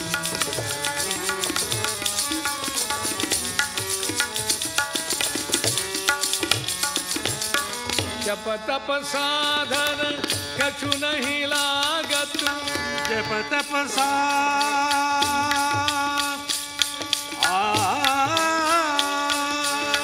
जप तप साधन कछु नहीं लागत, खर्चत नहीं घटनी भजो रे भैया खर्चत नहीं घटनी, भजो रे भैया राम गोविंद, हरे हरे राम गोविंद। जप तप साधन कछु नहीं लागत, ಜಪವನ್ಮರಿಯನು ತಪವನ್ಮರಿಯನು ಉಪವಾಸ ವ್ರತಗಳ ಮೊದಲರಿಯೇ. ಅಪಾರ ಮಹಿಮಾ ಶ್ರೀ ಪುರಂದರ ವಿಠಲನ ಉಪಾಯದಿಂದಲೇ ನೆನೆ ಮನವೇ. ಉಪಾಯ ಅಂದರೆ ಏನಾದ್ರು ನೆಪ ಹೇಳಿ ತಪ್ಪಿಸ್ಕೊಳ್ಬೇಡ, ಸಂದರ್ಭ ಬಂದಾಗಲೆಲ್ಲ ಅಂಥ ಚಿಂತನೆ ಬರಲಿ ಅಂತ ಎಚ್ಚರಿಸ್ತಾರೆ. ಗೋಪಿಯರು ಗೌಪ್ಯವಾಗಿಯೂ ಪ್ರಕಟವಾಗಿಯೂ ಕೃಷ್ಣನನ್ನು ಅಷ್ಟು ಭಕ್ತಿ ಪ್ರೇಮದಿಂದ ಪ್ರೀತಿಸ್ತಾ ಇದ್ದರು. ಕಬೀರ್ನನ್ನ ಕಬೀರ್ ಕಬೀರ್ ಅಂತ ಯಾರೋ ಕರೆದ್ರು. ಕಬೀರ್ ಅಂದರೆ ಜ್ಞಾನಿ ಅಂತ ಅರ್ಥ. ಕಬೀರ್ ದಾಸ್ ಅಂದರು, ಕಬೀರ್ ಕಬೀರ್ ಕ್ಯೋಂ ಕಹೆ ಜಾವೋ ಜಮುನಾ ಕೆ ತೀರ್, ಏಕೆ ಗೋಪಿಯೋಂ ಕಾ ಪ್ರೇಮ ಬಿಂದೋ ಸೆ ಬಹಗಯ ಕೋಟಿ ಕಬೀರ್ ಅಂತ. ಹೋಗು ಗಂಗಾ ತೀರದಲ್ಲಿ, ಯಮುನಾ ತೀರದಲ್ಲಿ ಗೋಪಿಯರು ಕೃಷ್ಣ ವಿರಹದಿಂದ ಆ ಗೀತೆಯನ್ನು ಹಾಡ್ತಾ ಕಣ್ಣೀರಿಟ್ಟರಲ್ಲ, ಆ ನೀರಿನಲ್ಲಿ ನನ್ನಂಥ ಕೋಟಿ ಕಬೀರರು ಕೊಚ್ಚಿಕೊಂಡು ಹೋದರು. ಭಗವಂತನಿಗಾಗಿ ಬರುವ ಒಂದು ಕಣ್ಣೀರು, ಒಂದು ತೊಟ್ಟು ಅಮೃತ ಸಮಾನವಾದ್ದು. ನಿಷ್ಕಾಮವಾದ ಪ್ರೇಮ ಇದ್ದಲ್ಲಿ ಮಾತ್ರ ಅದನ್ನು ನಿತ್ಯ ನಿರಂತರ ಪರಮಾತ್ಮನ ಚಿಂತನೆಯಿಂದ. ಮಕ್ಕಳಿಗೆಲ್ಲ ಇದನ್ನು ಹೇಳಿಕೊಟ್ರೆ ಎಷ್ಟು ಪ್ರಯೋಜನ. ಈಗೆಲ್ಲ ಶಾಲೆಯಲ್ಲಿ ಹಿಂದಿ ಹೇಳಿಕೊಡ್ತಾರೆ. ಗೃಹಾಚಾರ್ಯ ಇಂಗ್ಲೀಷ್ನಿಂದ ಹಿಂದಿ ಹೇಳಿಕೊಡೋದು. ಮೈ ಹೆಡ್ ಮಾನೆ ಮೇರಾ ಶಿರ್ ಅಂತ ಹೇಳಿಕೊಟ್ರು ಮೇಷ್ಟ್ರು. ಮಗು ಮನೆಗೆ ಬಂದರು, ಮೈ ಹೆಡ್ ಮಾನೆ ಮಾಸ್ಟರ್ ಜಿ ಕಾಶೀರ್, ಮೈ ಹೆಡ್ ಮಾನೆ ಮಾಸ್ಟರ್ ಜಿ ಕಾಶೀರ್ ಅವ್ರ ತಲೆ ತೋರಿಸಿದ್ರಲ್ಲ. ಅಪ್ಪನಿಗೆ ಸಿಟ್ಟು ಬಂದುಬಿಡ್ತು, ಮೈ ಹೆಡ್ ಮಾನೆ ಮೇರಾ ಶಿರ್ ಅದು ತಿಳ್ಕೊ. ಹಾಗೆ ಮೈ ಹೆಡ್ ಮಾನೆ ಪಿತಾಜಿ ಕಾಶೀರ್, ಮೈ ಹೆಡ್ ಮಾನೆ ಪಿತಾಜಿ ಕಾಶೀರ್. मगु बदलिस्ಕೊಡ್ತು, घर में पिताजी का सिर, स्कूल में मास्टर जी का सिर, दो लोग मगे सिर खाता है मुझे ऐसे. ನಿನ್ನ ಅನುಸಂಧಾನ ಭಗವಂತನಲ್ಲಿರಲಿ ಅನ್ನುವುದಕ್ಕಾಗಿ ನಾನಾ ಯುಕ್ತಿಯಿಂದ ಹೇಳ್ತಾರೆ. ಭಜನೆ ಹೇಳಿ ಸಂಕೀರ್ತನೆ ಹೇಳಿ ದೇವರು ಮೆಚ್ಚಿ ಬರ್ತಾನೆ ಹೀಗೆ ಅರ್ಥ ಅಲ್ಲ. ಅದರಿಂದ ನಮಗೆ ಚಿತ್ತಶುದ್ಧಿ ಉಂಟಾಗ್ತದೆ, ದೈವಿ ಪ್ರಜ್ಞೆ ಪ್ರಾಪ್ತಿಯಾಗ್ತದೆ. ಅದಕ್ಕಾಗಿ ಯಾವ ದೇವಾಲಯಕ್ಕೆ ಹೋಗಬೇಕು ಅಂತಿಲ್ಲ. ನಿನ್ನೊಳಗೆ ಇದ್ದು ನಿನ್ನ ನಡೆಸುವ ನುಡಿಸುವ ಶಕ್ತಿಯನ್ನು ಚಿಂತನೆ ಮಾಡು. ಪ್ರತಿದಿನ ಸೃಷ್ಟಿ ಸ್ಥಿತಿ ಲಯಗಳು ನಡೆಯುತ್ತವೆ. ಬೆಳಗಾಯಿತು ಸೃಷ್ಟಿ ಆಯಿತು, ಊಟ ತಿಂಡಿ ತಿನ್ನಿಸೋದು ಸ್ಥಿತಿ ಆಯಿತು, ರಾತ್ರಿ ಮಲಗಿದ್ರೂ ಲಯವಾಯಿತು ಏಕ ಪ್ರಕಾರ. ಇದು ಪರಮಾತ್ಮನ ನಿತ್ಯ ಜೀವನದಲ್ಲಿರ್ತಕ್ಕಂಥ ಶಿಕ್ಷ. ಆಯಾಯ ದೇವತೆಗಳು ಭಗವದಿಚ್ಛೆಯಂತೆ ನಮ್ಮೊಳಗಿದ್ದು ನಡೆಸ್ತಾವೆ ನುಡಿಸ್ತಾವೆ ಅಂತ ತಿಳ್ಕೊಂಡು ನನ್ನನ್ನು ಸನ್ಮಾರ್ಗದಲ್ಲಿ ನಡೆಸು, ನಿನ್ನ ಕಡೆ ಕೊಂಡು ಹೋಗು, ಹೀಗೆ ಬೇಡಬೇಕಾಗ್ತದೆ. ರಾಜ ಜನಕನಂಥ ರಾಜರ್ಷಿ, ದೊಡ್ಡ ಜ್ಞಾನಿ ಹೇಗಿರಬೇಕು ಅಂದಾಗ ಜನಕನಂತಿರಬೇಕು ಅಂದಿದ್ದಾರೆ. ಮಿಥಿಲಾ ಪಟ್ಟಣ ದಹಿಸಿತೆಂಬುದ ಕೇಳಿ, ಮಿಥಿಲಾ ಪಟ್ಟಣ ದಹಿಸಿತೆಂಬುದ ಕೇಳಿ, ಮಮ ಕಿಂಚಿನ್ನ ದೈಹತೆ ಎಂಬಂತೆ ಇರಬೇಕು ಸಂಸಾರದಲ್ಲಿ.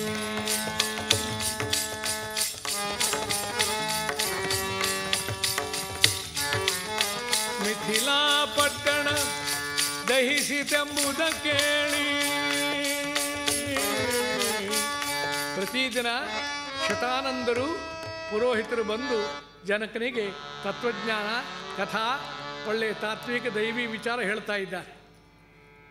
ಉಳಿದವರೆಲ್ಲ ಮೊದಲೇ ಬಂದು ಕೂತರು. ಜನಕರಾಜ ರಾಜಕಾರಣಗಳಿಂದ ಸ್ವಲ್ಪ ಹೊತ್ತು ಹೋಗ್ತದೆ, ಅವು ಬರುವ ವೇಳೆ ಆಗ್ತದೆ. ಜನಕರಾಜನ್ನೇ ಕಾದುಕೊಂಡಿರ್ತಾರೆ ಹೇಳತಕ್ಕಂಥ ಪಂಡಿತರು. ಕೆಲವರಿಗೆ ಸಿಟ್ಟು, ಇದೇನು ನಾವೆಲ್ಲ ಕೇಳಲಿಕ್ಕೆ ಬಂದವರಲ್ವೇ, ಜನಕನೇ ಬಂದ ಮೇಲೆ ಕೇಳ್ಕೊಳ್ಳೋದು ಯಾಕೆ ಅಂತ. ಆಗ ಅದನ್ನು ಮಾಡಿ ತೋರಿಸಿದ್ರು ಹೇಳುವವರು. ಪ್ರವಚನ ಪ್ರಾರಂಭ ಮಾಡ್ತಾ ಮಾಡ್ತಾ ಮಧ್ಯೆ ಹೇಳಿದರವರು, ಮಿಥಿಲೆಗೆ ಬೆಂಕಿ ಬಿದ್ದಿದೆ ಅಂತ. ಬೆಂಕಿ ಅಂತ ಕೇಳಿದಾಗ ಎಲ್ಲಿ ಯಾವಾಗ ಹೇಗೆ ಅಂತ ಹೇಳಿದ್ರೆ ಒಬ್ಬರ ಮೇಲೆ ಒಬ್ಬರು ತುಳಿದು ಹಾರಿ ಓಡಿ ಹೋದ್ರು ಒಬ್ಬರೂ ಇಲ್ಲ ಸಭೆಯಲ್ಲಿ. ಜನಕ ಮಾತ್ರ ಕೂತಿದ್ದಾನೆ. ಮಮ ಕಿಂಚಿನ್ನ ದೈಹ್ಯತೆ ಎಂಬಂತೆ, ಮಮ ಕಿಂಚಿನ್ನ ದೈಹ್ಯತೆ ಎಂಬಂತೆ ಇರಬೇಕು ಇರದಿರಬೇಕು. ನಂದೇನು ಸುಟ್ಟು ಹೋಗಲಿಲ್ಲ ಅಂತ. ಮಿಥಿಲೆ ಅಂದರೆ ಜನಕನಲ್ಲ, ನೀವು ಮುಂದಿನ ವಿಷಯ ನನಗೆ ಹೇಳಿ. ಆಗ ಇಬ್ಬರೇ ಇದ್ರಿ, ಇನ್ಯಾರೂ ಇರಲಿಲ್ಲ. ಯಾಕಂದರೆ ಅಲ್ಲಿ ಬೆಂಕಿ ಹಿಡಿಯಿತು ಅಂದಾಕ್ಷಣ ಎಲ್ಲಿ ಏನು ಅಂತ ವಿಚಾರ ಮಾಡಲಿಕ್ಕೆ ಸಮಯ ಇಲ್ಲದೆ ಹಿಂದೆ ಮುಂದೆ ಚಿಂತನೆ ಮಾಡ್ತೇವೆ, ಓಡಲಿಕ್ಕೆ ಪ್ರಾರಂಭ ಮಾಡ್ತೇವೆ. ಜನಕರಾಜ ಮಮ ಕಿಂಚಿನ್ನ ದೈಹ್ಯತೆ, ಅರಮನೆಯಲ್ಲ ನನ್ನ ನಾಳೆ ಸಂಪತ್ತೆಲ್ಲ ಸುಟ್ಟು ಹೋದರೂ ನಂದೇನು ಸುಟ್ಟು ಹೋಗಲಿಲ್ಲ. ಯಾಕೆ? ನನ್ನವ ಪರಮಾತ್ಮ ನಿತ್ಯ ಸತ್ಯ ನವೀನ, ಅವನೆಂದೂ ನನಗೆ ವಿಯೋಗ ಕೊಟ್ಟವನಲ್ಲ ಅಂತಕ್ಕಂಥ ಜನಕರಾಜನಂಥವನೇ ಸಂಸಾರದಲ್ಲಿ ಇರು, ಜನಕನಂತೆ ಇರು ಅಂತ ಹೇಳಿದ್ದಾರೆ. ಜನಕಾದ ರಾಜ ಋಷಿಗಳಂತೆ ಲೋಕದ ಸುಖ ದುಃಖಗಳು ನಿರಾಕರಣೆ ಮಾಡಿ ಆತ್ಮಸ್ಥನಾಗಿ ನಿಲ್ಲು ಅಂತ. ಅದಾಗದೇ ಇದ್ದರೆ ಬೇರೆ ಮಾರ್ಗ ಉಂಟು. ಲೋಕೋಪಕಾರಕ್ಕಾಗಿ ದಧೀಚಿ ಋಷಿ ತನ್ನ ಅಸ್ಥಿ ಸೂರರಿಗಿತ್ತು, ದಧೀಚಿ ಋಷಿ ತನ್ನ ಅಸ್ಥಿ ಸೂರರಿಗಿತ್ತು, ಮಧುವೈರಿ ವೈಕುಂಠಪುರವಿತ್ತ ತೆರನಂತೆ ಇರಬೇಕು ಸಂಸಾರದಲ್ಲಿ.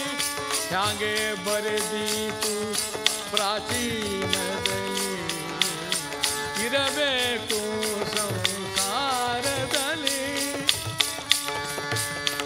ಆಡುವ ಮಕ್ಕಳು ಮನೆಯ ಕಟ್ಟಿದರು, ಆತ ಸಾಕೆಂದು ಮುರಿದು ಓಡಿದ ಹಾಗೆ ಇರಬೇಕು ಸಂಸಾರದಲ್ಲಿ.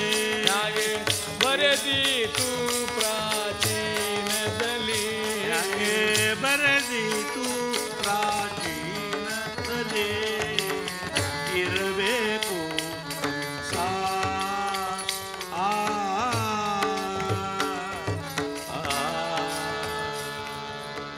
ವಸ್ತುವಿನಲ್ಲಿ ತಾದಾತ್ಮ್ಯ ಇರದೆ ತಾದಾತ್ಮ್ಯ ಪರಮಾತ್ಮನಲ್ಲಿ. ವಸ್ತುವನ್ನು ಭೋಗಿಸುವಾಗ ಅಥವಾ ಸ್ವೀಕರಿಸುವಾಗ ಅದನ್ನು ದೇವರ ಪ್ರಸಾದವಾಗಿ, ದೇವ ನೀನು ಕೊಟ್ಟದ್ದು ಅನ್ನು, ನಿನ್ನ ಅನುಗ್ರಹದಿಂದ ದೊರಕಿದ್ದು ಅನ್ನು. ಯಾವ ಕಾರಣದಿಂದಲೂ ಸಂಪತ್ತು ಬಂದಾಗ ಮತ್ತು ಮಗದೊಂದು ಬಂದಾಗ ಅಹಂಕಾರ ಪಟ್ಟದಲ್ಲಿ ತಾದಾತ್ಮ್ಯ ಹೊಂದದೆ ದೇವ ನಿನ್ನಿಂದ ಬಂದದ್ದು ದೇವರ ಪ್ರಸಾದವಾಗಿಸ್ಕೊ. ಊಟಕ್ಕೆ ಕೂತಾಗ ಅನ್ನರೂಪಿಯಾಗಿ ನೀನೇ ಪರಬ್ರಹ್ಮನಿದ್ದಿ ಅಂತ. ಅದಕ್ಕಾಗಿ ನಮ್ಮ ಹಿರಿಯರು ಅನ್ನಂ ನನಿಂದ್ಯಾ ತಂದಿದ್ದಾರೆ. ಊಟಕ್ಕೆ ಕೂತಾಗ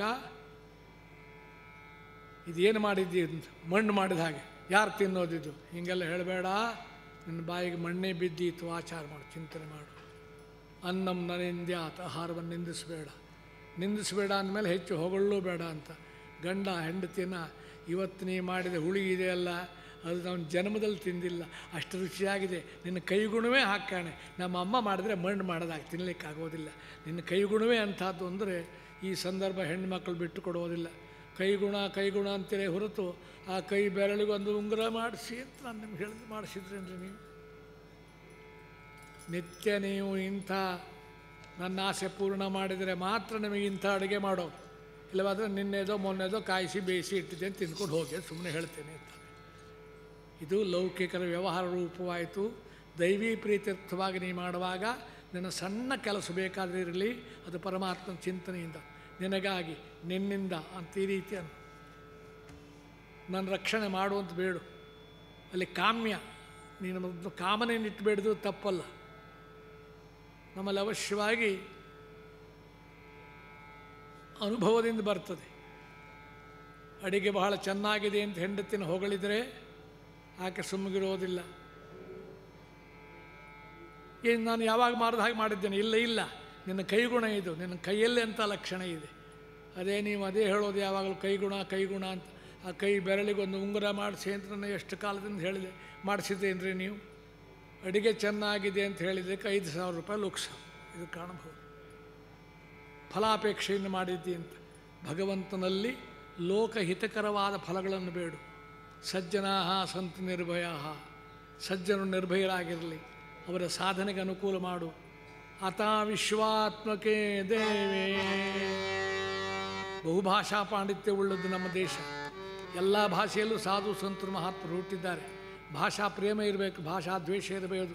ಜ್ಞಾನೇಶ್ವರರು ಭಗವದ್ಗೀತೆಯನ್ನು ಪ್ರಾಕೃತ ಮರಾಠಿಯಲ್ಲಿ ಅನುವಾದ ಮಾಡಿ ಅದನ್ನು ಕೊನೆಗೆ ಬರೆಯುವಾಗ ದೇವರಲ್ಲಿ ಪ್ರಾರ್ಥನೆ ಮಾಡುವಾಗ ಆತ ವಿಶ್ವಾತ್ಮಕೆ ದೇವಿ ಏಣೆ ವಾಗ್ಯಜ್ಞೆ ತೋಷಾವೆ ತೋಷು ನಿಮಜ ದ್ಯಾವೆ ಪಸಾಯ ದಾನ ದುರಿತಾಚೆ ತಿಮಿರ ಜಾವು ವಿಶ್ವ ಸ್ವಧರ್ಮ ಸೂರ್ಯೇ ಪಾಹೋ ಜೋಜೇ ವಾಂಛೇಲ ತೇತೋ ಲಾಹೋ ಪ್ರಾಣಿಜಾತ. ಯಾರ್ಯಾರಿಗೆ ಏನೇನು ಬೇಕೋ ಅವರಿಗೆ ಅದು ಕೊಟ್ಬಿಟ್ರೆ ನಂಗೆ ಕೊಟ್ಟಾಗಾಯಿತು ಅಂತ. ಎಂಥ ವಿಶ್ವ ಪ್ರಜ್ಞೆ ನೋಡಿ. ರಾಷ್ಟ್ರಕ್ಕೆ ಮಾತ್ರ ಅಲ್ಲ, ವಿಶ್ವಕ್ಕೆ ಸಕಲ ಜೀವ ಮಾತ್ರ ಹಿತಕ್ಕಾಗಿ ಸಾಧು ಸಂತರು ಮಹಾತ್ಮರು ಭಾರತ ದೇಶದ ಅವತಾರ ಮಾಡಿದರು. ಒಬ್ಬೊಬ್ಬರ ಚರಿತ್ರೆಯೂ ಕೂಡ ಅತ್ಯದ್ಭುತವಾಗಿರ್ತಕ್ಕಂಥದ್ದಿರುತ್ತದೆ. ಶ್ರೀನಿವಾಸ ಕಲ್ಯಾಣದಲ್ಲಿ ಜನಕರಾಜ ತಮ್ಮನನ್ನು ಕಳಕೊಂಡು ಅಳುವಾಗ ಶತಾನಂದರು ಬಂದು ಇದೇನು ವಿಯೋಗ ಜಗತ್ತಿನ ಸತ್ಯ, ಅದಕ್ಕೆ ಅಣ್ಣ ತಮ್ಮ ಮತ್ತೊಬ್ಬ ಮಗದೊಬ್ಬ ಅಂತಿಲ್ಲ, ಅದನ್ನು ಸ್ವೀಕರಿಸಬೇಕಾಗ್ತದೆ. ನಾನು ನೀನು ಮಾಡಿದ್ದಲ್ಲ, ಅದು ಪರಮಾತ್ಮನ ಸಂಕಲ್ಪ ಎಂಬುದಾಗಿ ತಿಳ್ಕೊಳ್ಬೇಕಾಗ್ತದೆ. ನನಗಂಥ ಪರಮಾತ್ಮನಲ್ಲಿ ಶ್ರದ್ಧಾ ಪ್ರೇಮ ಉಂಟಾಗಲಿಕ್ಕೆ ಏನಾದರೂ ಅವನ ಮಹಿಮೆ ನನಗೆ ಹೇಳಿ, ಅವನ ಚರಿತ್ರೆಯನ್ನು ಹೇಳಿ ಎಂದಾಗ ಶತಾನಂದರು ಶ್ರೀನಿವಾಸ ಕಲ್ಯಾಣ ದಿವ್ಯ ಚರಿತೆಯನ್ನು ಪರ್ವತ ಮಹಿಮೆಯ ಸಹಿತ ಹೇಳ್ತಾರೆ. ಅದನ್ನು ಶ್ರವಣ ಮಾಡಿ ಆ ಮೂಲಕ ದೈವೀ ಪ್ರಜ್ಞೆಯಿಂದ ಲೌಕಿಕವಾದ ಆಗು ಹೋಗುಗಳ ಚಿಂತನೆ ಮಾಡದೆ ಪರಮಾತ್ಮನ ಪ್ರಾರ್ಥನೆಗಾಗಿ ಪ್ರಯತ್ನ ಮಾಡ್ತಾನಂತೆ. ನಾವು ಹಾಗೆ ಪ್ರಾರ್ಥಿಸಿ ಮುಂದಿನ ಕಥಾ ಶ್ರವಣ ಮಾಡೋಣ. ಶ್ರೀನಿವಾಸ ಗೋವಿಂದ, ವೆಂಕಟರಮಣ ಗೋವಿಂದ, ವೆಂಕಟರಮಣ ಗೋವಿಂದ, ಸಂಕಟಹರಣ ಗೋವಿಂದ, ವೆಂಕಟರಮಣ ಗೋವಿಂದ, ಗೋಕುಲ ನಂದನ ಗೋವಿಂದ, ಗೋಕುಲ ನಂದನ ಗೋವಿಂದ, ಗೋವಿಂದ ಹರಿ ಗೋವಿಂದ, ಗೋವಿಂದ ಹರಿ ಗೋವಿಂದ, ಲಕ್ಷ್ಮೀ ರಮಣ ಗೋವಿಂದ, ಲಕ್ಷ್ಮೀ ರಮಣ ಗೋವಿಂದ, ಅಚ್ಯುತಾನಂತ ಗೋವಿಂದ ನಾಮೋಚ್ಚಾರಣ ಭೇಷಜಾತ್ ನಶ್ಯಂತಿ ಸಕಲಾಹ ರೋಗಾಹ ಸತ್ಯಂ ಸತ್ಯಂ ವದಾಮ್ಯಹಂ. ಭಗವಾನ್ ಧನ್ವಂತರು ಹೇಳ್ತಾನೆ, ಅಚ್ಯುತಾನಂತ ಗೋವಿಂದ ಈ ನಾಮವನ್ನು ಯಾರು ಶ್ರದ್ಧಾ ಭಕ್ತಿಯಿಂದ ಹೇಳ್ಕೊಳ್ತಾರೋ, ಬಾಯಿಯಿಂದ ಹೇಳ್ಕೊಳ್ಳದೆ ಮಾನಸಿಕವಾಗಿ ಚಿಂತನೆ ಮಾಡ್ತಾರೋ ಅಂಥವರು ಬಯಸಿದ ಬಯಕೆಗಳನ್ನೆಲ್ಲ ಪೂರ್ಣ ಮಾಡ್ತೇನೆ ಅಂತ ಪರಮಾತ್ಮ ಭರವಸೆ ಕೊಡ್ತಾನೆ. ದೇವರ ಭರವಸೆ ಅಂದರೆ ಅದು ಸುಮ್ಮನೆ ಲಾಲಸೆ ಉಂಟು ಮಾಡತಕ್ಕಂಥದ್ದಲ್ಲ, ಅದನ್ನು ಪೂರ್ಣಗೊಳಿಸ್ತಾನಾದ್ದರಿಂದಾಗಿ ಮನಸ್ಸಿನಲ್ಲಿರುವ ಕಾಮನೆಗಳನ್ನು ಪರಮಾತ್ಮನಿಗೆ ಅರ್ಪಿಸಿದಾಗ ಅದು ಭಗವತ್ ಪ್ರಸಾದವಾಗ್ತದೆ. ಶ್ರೀನಿವಾಸ ಗೋವಿಂದ ಶ್ರೀನಿವಾಸ ಗೋವಿಂದ ಗೋಕುಲನಂದನ ಗೋವಿಂದ ಗೋಕುಲನಂದನ ಗೋವಿಂದ ಗೋವರ್ಧನ ಗಿರಿಧರ ಗೋವಿಂದ ಗೋವರ್ಧನ ಗಿರಿಧರ ಗೋವಿಂದ ಗೋವಿಂದ ಹರಿ ಗೋವಿಂದ ಗೋವಿಂದ ಹರಿ ಗೋವಿಂದ ಲಕ್ಷ್ಮೀ ರಮಣ ಗೋವಿಂದ ಲಕ್ಷ್ಮೀ ರಮಣ ಗೋವಿಂದ ಪಕ್ಷಿವಾಹನ ಗೋವಿಂದ ಶಿವಾಹನ ಗೋವಿಂದ ಗೋವಿಂದ ಹರಿ ಗೋವಿಂದ ಗೋವಿಂದ ಹರಿ ಗೋವಿಂದ ನಾರಾಯಣ ಹರಿ ಗೋವಿಂದ ಲಕ್ಷ್ಮೀ ರಮಣ ಗೋವಿಂದ ಗೋವಿಂದ ಶತಾನಂದ ಮಹಾಪ್ರಾಜ್ಞ ಕಾಗತಿ ಸ್ಯಾದಿತೋ ಮಮ ವೃದ್ಧತ್ವಾದಾತ್ಮನಶ್ಚೈವ ಪುತ್ರಾಣಾಂಚೈವ ಶೈಶವಾತ್ ಕನ್ಯಕಾರತ್ನಬಾಹುಲ್ಯಾದ್ಬುದ್ಧತ ಬಂಧೋರ್ಮಹಾಮುನೆ ಬಹವಃ ಶತ್ರವಃ ಸಂತಿ ರಾವಣೇಂದ್ರಜದಾದಯಃ ತೇಭ್ಯೋ ಯುದ್ಧಂ ಕಥಂ ದಾಸ್ಯಂ ಅಪ್ಯಾಸಹ್ಯೋತ್ಯಜೀರ್ಣವಾನ್ ದಿವಾನಕ್ತಂ ಸಮಾಯಾತಿ ರಾವಣ ಸುತಹೇತು ಕೇನ ಹೇತುನ. ಆ ಶ್ಲೋಕಗಳನ್ನು ಉಚ್ಚಾರ ಮಾಡುವುದರಿಂದ ಕಥಾ ವಿಸ್ತಾರವನ್ನು ಸಂಗ್ರಹ ಮಾಡಲಿಕ್ಕಾಗ್ತದೆ.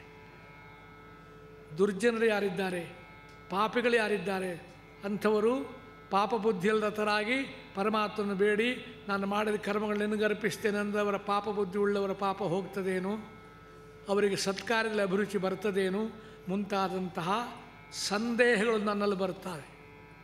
ಸಂಶಯ ಅಲ್ಲ, ಸಂಶಯ ಬೇರೆ, ಸಂದೇಹ ಬೇರೆ. ಸಂಶಯಾತ್ಮ ವಿನಶ್ಯತಿ ಎಂದಿದ್ದಾನೆ ಗೀತೆಯಲ್ಲಿ ಪರಮಾತ್ಮ.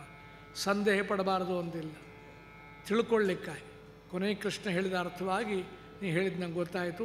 ಗತ ಸಂದೇಹ ಕರಿಷ್ಯೇ ವಚನಂತವ ಅಂತ, ನನ್ನ ಸಂದೇಹ ದೂರ ಹೋಗಿದೆ, ನೀ ಹೇಳಿದಾಗ ಮಾಡ್ತೇನೆ ಎಂದಿದ್ದಾರೆ. ಆದ್ದರಿಂದ ಕಥಾಶ್ರವಣ ಮಾಡುವಾಗ ನಮಗೆ ಎಲ್ಲೆಲ್ಲಿ ಸಂದೇಹಗಳು ಬರ್ತಾವೆ ಅದನ್ನು ನಾವೇ ವಿರಾಮವಾಗಿ ಚಿಂತನೆ ಮಾಡಬೇಕು. ಆ ಚಿಂತನೆ ಮಾಡಿ ಅಂಥ ಸಂದೇಹ ಬಾರದೆ ಸಂದೇಶ ಪರಮಾತ್ಮ ತನಗೆ ಬರುವಂತೆ ನಮ್ಮೊಳಗಿನಿಂದ ಒಂದು ದಿವ್ಯ ಚಿಂತನೆ ಬರುತ್ತದೆ ಲೋಕಹಿತಕ್ಕಾಗಿ. ಅದರಿಂದ ಯಾರಿಗೂ ತೊಂದರೆ ಆಗತಕ್ಕಂಥದ್ದಿಲ್ಲ ಅಂಥ ಸ್ಥಿತಿ. ಆಗ ಪರಮಾತ್ಮನ ಉಪಕಾರ ಸ್ಮರಣೆ ಮಾಡ್ತೀವಿ. ಸಾಮಾನ್ಯ ಮನುಷ್ಯನಲ್ಲಿ ನೋಡಿ, ಪುರಾಣ ಅಲ್ಲ ಐತಿಹಾಸಿಕ ಚರಿತ್ರೆ ನೋಡಿದ್ರೂ ಗೊತ್ತಾಗ್ತದೆ. ಪಾಶ್ಚಾತ್ಯ ದೇಶದಲ್ಲಿ ಒಂದೆಡೆ ಒಬ್ಬ ಮುದುಕಿಯ ಸಣ್ಣ ಗುಡಿಸಲಿನಂಥ ಮನೆ. ಇದು ಶತಮಾನದ ಹಿಂದಿನ ಕಥೆ.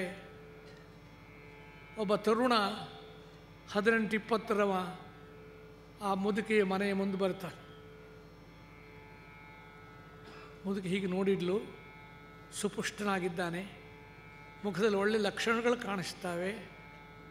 ಅವ ಸ್ವಲ್ಪ ನೀರು ಕೇಳಿದ, ನನ್ನ ಗಂಟಲು ಒಣಗಿದೆ, ಸ್ವಲ್ಪ ನೀರು ಕೊಡೋದ್ರಿಂದ ಸಂದೇಹ ಮಾಡಿ ಕೈಯಲ್ಲಿ ಸನ್ನೆ ಮಾಡಿ ಕೇಳ್ತಾನೆ. ಆ ಮುದುಕಿ ತರುಣನ ಹೀಗೆ ನೋಡ್ತಾಳೆ, ಇವನಿಗೆ ಬರೀ ನೀರು ಕೊಡೋದು ನಾನು, ಎಷ್ಟು ಸುಂದರವಾಗಿದ್ದಾನೆ, ಎಂಥ ವಿನಯಾದಿ ಗುಣ ಇದೆ ಎಂಬುದಾಗಿ ತಾನು ಕುಡಿಯಲಿಕ್ಕೆ ಬಿಸಿ ಮಾಡಿ ಇಡಲ್ಪಟ್ಟ 1 ಲೋಟ ಹಾಲು, ದಪ್ಪನಗರವ ಹಾಲು, ಅದನ್ನು ತೆಗೆದುಕೊಟ್ಟು, ಭಾಷೆ ಬರೋದಿಲ್ಲ ಅವಳಿಗೆ ಮಾತಾಡಲಿಕ್ಕೆ, ಅದನ್ನು ಕೊಟ್ಟು ಕುಡಿ ಅಂತಾಳೆ. ಆ ತರುಣ ಕೈಯಲ್ಲಿ ಹಿಡ್ಕೊಂಡು ಹಾಲಿನ ಲೋಟ ಆ ಮುದುಕಿಯನ್ನು ನೋಡ್ತಾ ಕಣ್ಣೀರಿಳಿಸ್ತಾನೆ. ಹಸಿತಿದ್ದವ, ಎಷ್ಟೋ ದಿನ ಆಗಿತ್ತು ಆಹಾರ ನೋಡಿದೆ, ಈ ತಾಯಿ ನಂಗೆ ಕೊಟ್ಲಲ್ಲ ಹಾಲು, ಎಂಥ ಸಂಸ್ಕಾರಗಳು ಪಡೆದಿದ್ದಾಳೆ ಎಂಬುದಾಗಿ ಆ ಹಾಲನ್ನು ಹುಡುಗ ಕುಡಿದ. ಅಲ್ಲಿಂದ ಹೊರಟು ಹೋಗ್ತಾನೆ. ಅವನು ಹೋಗುವ ತನಕ ನೋಡ್ತಾ ಕೂತಿದ್ಲು ಮುದುಕಿ. ಅವನು ಹೊರಟು ಹೋದ. ಎಷ್ಟೋ ವರ್ಷಗಳು ಸಂದವು. ಆ ಮುದುಕಿಗೆ ಅನಾರೋಗ್ಯವಾಯಿತು, ಯಾರೂ ಇಲ್ಲ. ಆಸ್ಪತ್ರೆಗೆ ಸೇರಿಕೊಂಡ್ರು, ಸರ್ಕಾರಿ ಆಸ್ಪತ್ರೆಗೆ. ಅದಕ್ಕೊಬ್ಬ ವೈದ್ಯನ ಅಧೀನ ಇತ್ತದು. ಅವನೇ ಸಂಪತ್ತನ್ನೆಲ್ಲ ಹಾಕಿ ಅದು ಸಂಪೂರ್ಣವಾಗಿ ಅನುಕೂಲ ಮಾಡಿಕೊಟ್ಟಿದ್ದ. ನಿತ್ಯ ಅವನೇ ಬಂದು ಈ ಮುದುಕಿಯನ್ನು ನೋಡ್ತಾನೆ. ಭರವಸೆ ಕೊಡ್ತಾನೆ ಹೋಗ್ತಾನೆ. ಏನೇನು ಚಿಕಿತ್ಸೆ ಮಾಡಬೇಕು ಅದನ್ನು ಮಾಡಿ ಅಂತ ಅನ್ನೋರಿಗೆ ಹೇಳಿ ಹೋಗ್ತಾನೆ. ಹೀಗಾಗಿ ಅವಳಿಗೆ ಆರೋಗ್ಯವಾಯಿತು ಮುದುಕಿಗೆ. ಆಮೇಲೆ ಅವಳು ಹೊರಡು ಹೋಗಬೇಕಾದ್ರೆ ಮೊದಲು ಒಟ್ಟಿಗೆ ನಾನು ಎಷ್ಟು ರೂಪಾಯಿ ಕೊಡಬೇಕಾಗಬಹುದು, ಒಂದು ತಿಂಗಳಾಯ್ತು ನಾ ಬಂದು ಇಲ್ಲಿ ಬಂದು, ಔಷಧ ಹಣ ಹೆಚ್ಚು ಎಷ್ಟಾಗಿರ್ಬೋದು. ಅಲ್ಲಿರುವ ದಾದಿರು ಹೇಳಿದರು, ಅದು ನಮ್ಮನ್ನು ಕೇಳಬೇಡ, ಡಾಕ್ಟ್ರೇ ಹೇಳ್ತಾರೆ, ನಿಂಗೆ ಔಷಧ ಕೊಡ್ಲಿಕ್ಕೆ ಬರ್ತಾರಲ್ಲ ಅವರೇ ಹೇಳ್ತಾರೆ ಅಂತ. ಆ ಡಾಕ್ಟ್ರ್ ಬಂದಾಗ ಮುದುಕಿ ಬಹಳ ಕ್ಷೀಣ ಸ್ವರದಿಂದ, ಕಡು ಬಡವಳಾಗಿದ್ದರೂ ಕೂಡ, ಡಾಕ್ಟರ್ ಅಜ್ಜಿ ನಾನು ಎಷ್ಟು ಕೊಡಬೇಕಾಗತ್ತೆ, ಎಷ್ಟಾಗುತ್ತೆ ನಾನು ಕೊಡೋದು ತಮಗೆ, ನಾನು ಸೇವೆ ಮಾಡಿದ್ದಕ್ಕೆ. ಆ ಡಾಕ್ಟ್ರ್ ಕಣ್ಣಲ್ಲಿ ನೀರು ಬಂತು. ಮುದುಕಿ ಕೈ ಹಿಡಿದು, ನಿನ್ನ ಸೇವೆ ನಾನು ಮಾಡಿದ ಎಲ್ಲ ಹಣ ನೀ ಅಂದುಕೊಟ್ಟ ಒಂದು ಲೋಟ ಹಾಲಿನಲ್ಲಿ ಬಂದಿದೆ ಅಂದ್ಬಿಟ್ರೆ ಅದರಲ್ಲೆಲ್ಲ ಬಂದುಬಿಡ್ತು ಅಂದಾಗ ವರ್ಷಗಳ ಹಿಂದಿನ ಚಿಂತನೆ ಬಂತವಳಿಗೆ. ಸಜ್ಜನರು ಕೃತಜ್ಞತಾ ಬುದ್ಧಿ ಕಾಣಿಸೋರು ಯಾವ ದೇಶದಲ್ಲೂ ಇರಬಹುದು. ನಾವು ನೀವು ದೇಶ ಭಾಷೆ ವಿಭಾಗ ಮಾಡಿದ್ದೇ ಹೊರತು ಪರಮಾತ್ಮ ಅನಂತಮಯ ಸೃಷ್ಟಿಯಲ್ಲಿ ಎಲ್ಲ ಜೀವರಾಶಿಗಳು ಅವನಿಗೆ ಸೇರಿರ್ತಕ್ಕಂಥವರು. ಆದ್ದರಿಂದ ನಾವು ಒಬ್ಬನಿಗೊಂದು ಉಪಕಾರ ಮಾಡಿದರೆ ಆ ಉಪಕಾರವನ್ನು ಸ್ಮರಿಸಿ ಪ್ರತ್ಯುಪಕಾರವನ್ನು ಭಗವದ್ ಅನುಭವದಿಂದ ಮಾಡಬೇಕು ಅಂತ ತಿಳ್ಕೊಂಡಾಗ ಅಂಥವರ ದುಃಖ ದೂರ ಮಾಡ್ತಾನೆ ಪರಮಾತ್ಮ. ಶತಾನಂದರು ಕೃಷ್ಣ, ಅವನೇ ಯಶೋಧಾ ಪುತ್ರ, ಅವನೇ ದೇವಕಿಯಲ್ಲಿ ಪ್ರಕಟನಾದವ, ಅವನೇ ಮುಂದೆ ಶ್ರೀನಿವಾಸನಾಗಿ ಬಂದವ. ಅಂತಹ ದಿವ್ಯ ಚರಿತೆ ಕೇಳು, ನಿನ್ನ ಎಲ್ಲ ದುಃಖಗಳು ಕುಶಧ್ವಜ ತಮ್ಮನ ವಿಯೋಗ ದೂರ ಹೋಗ್ತದೆ.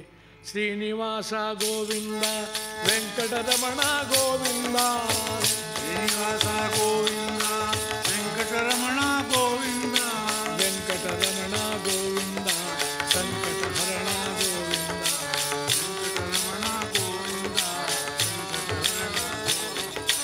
ಗೋವಿಂದ ಹರಿ ಗೋವಿಂದ, ಗೋಕುಲ ನಂದನ ಗೋವಿಂದ, ಗೋವಿಂದ ಹರಿ ಗೋವಿಂದ, ಗೋಕುಲ ನಂದನ ಗೋವಿಂದ, ಗೋವಿಂದ ಹರಿ ಗೋವಿಂದ, ಗೋವಿಂದ ಹರಿ ಗೋವಿಂದ, ಹರಿ ಗೋವಿಂದ, ಲಕ್ಷ್ಮೀರಮಣ ಗೋವಿಂದ. ಗೋವಿಂದ. ಸ್ವಲ್ಪ ಕಡಿಮೆ ಆಯಿತು ಸದ್ದು. ಆ ಗೋವಿಂದ ನಾಮ ಸಂಕೀರ್ತನ ಕರವನ್ನು ಶಿರೋಭಾಗದಲ್ಲಿ ಎತ್ತಿ ತುರಿಯ ನಾಮಕನಾದ ಪರಮಾತ್ಮನ ಚಿಂತನೆ ಮಾಡಬೇಕು.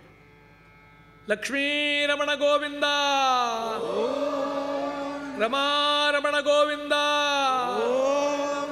ಅಚ್ಯುತಾನಂತ ಗೋವಿಂದ ನಾಮೋಚ್ಚಾರಣ ಭೇಷಜಾತ್ ನಶ್ಯಂತಿ ಸಕಲಾಹ ರೋಗಾಃ ಸತ್ಯಂ ಸತ್ಯಂ ವದಾಮ್ಯಹಂ.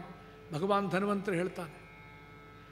ಹೀಗೆ ಭಗವನ್ ನಾಮವನ್ನು ಹೇಳುವುದರಿಂದ ಘನ ರೋಗಗಳು ಕೂಡ ಗುಣವಾಗ್ತಾವೆ ಅಂತ ಎಚ್ಚರಿಸಿದ್ದಾನೆ.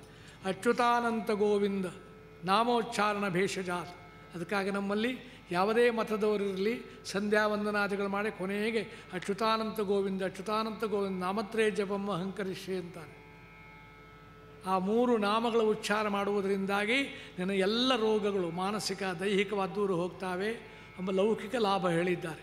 ಅದರ ಜೊತೆಗೆ ಪಾರಲೌಕಿಕವಾಗಿ ಪರಮಾತ್ಮನ ನಾಮದ ಮಹಿಮೆ ತಿಳಿದು ಅಭ್ಯಾಸ ಬಲದಿಂದ ಅಂತ್ಯಕಾಲದಲ್ಲೂ ಕೂಡ ಅನಂತನ ನಾಮವೇ ಚಿಂತನೆ ಮಾಡ್ತಾಯಿತ್ತು. ಅಂತಕಾಳಿ ಜೇಮತಿ ತೇಚಿ ಪ್ರಾಣಿಯಾಸಿ ಜಾಣಗತಿ ಯಾಲಾಗಿ ಶ್ರೀಕೃಷ್ಣ ಚಿತ್ತಿ ಅಹೋರಾತಿ ಸ್ಮರಾವ. ರಾಮಕೃಷ್ಣ ಗೋವಿಂದ ಕೃಷ್ಣ ರಾಮ ಗೋವಿಂದ, ರಾಮ ಕೃಷ್ಣ ಗೋವಿಂದ ಕೃಷ್ಣ ರಾಮ ಗೋವಿಂದ, ಗೋವಿಂದ ಹರಿ ಗೋವಿಂದ,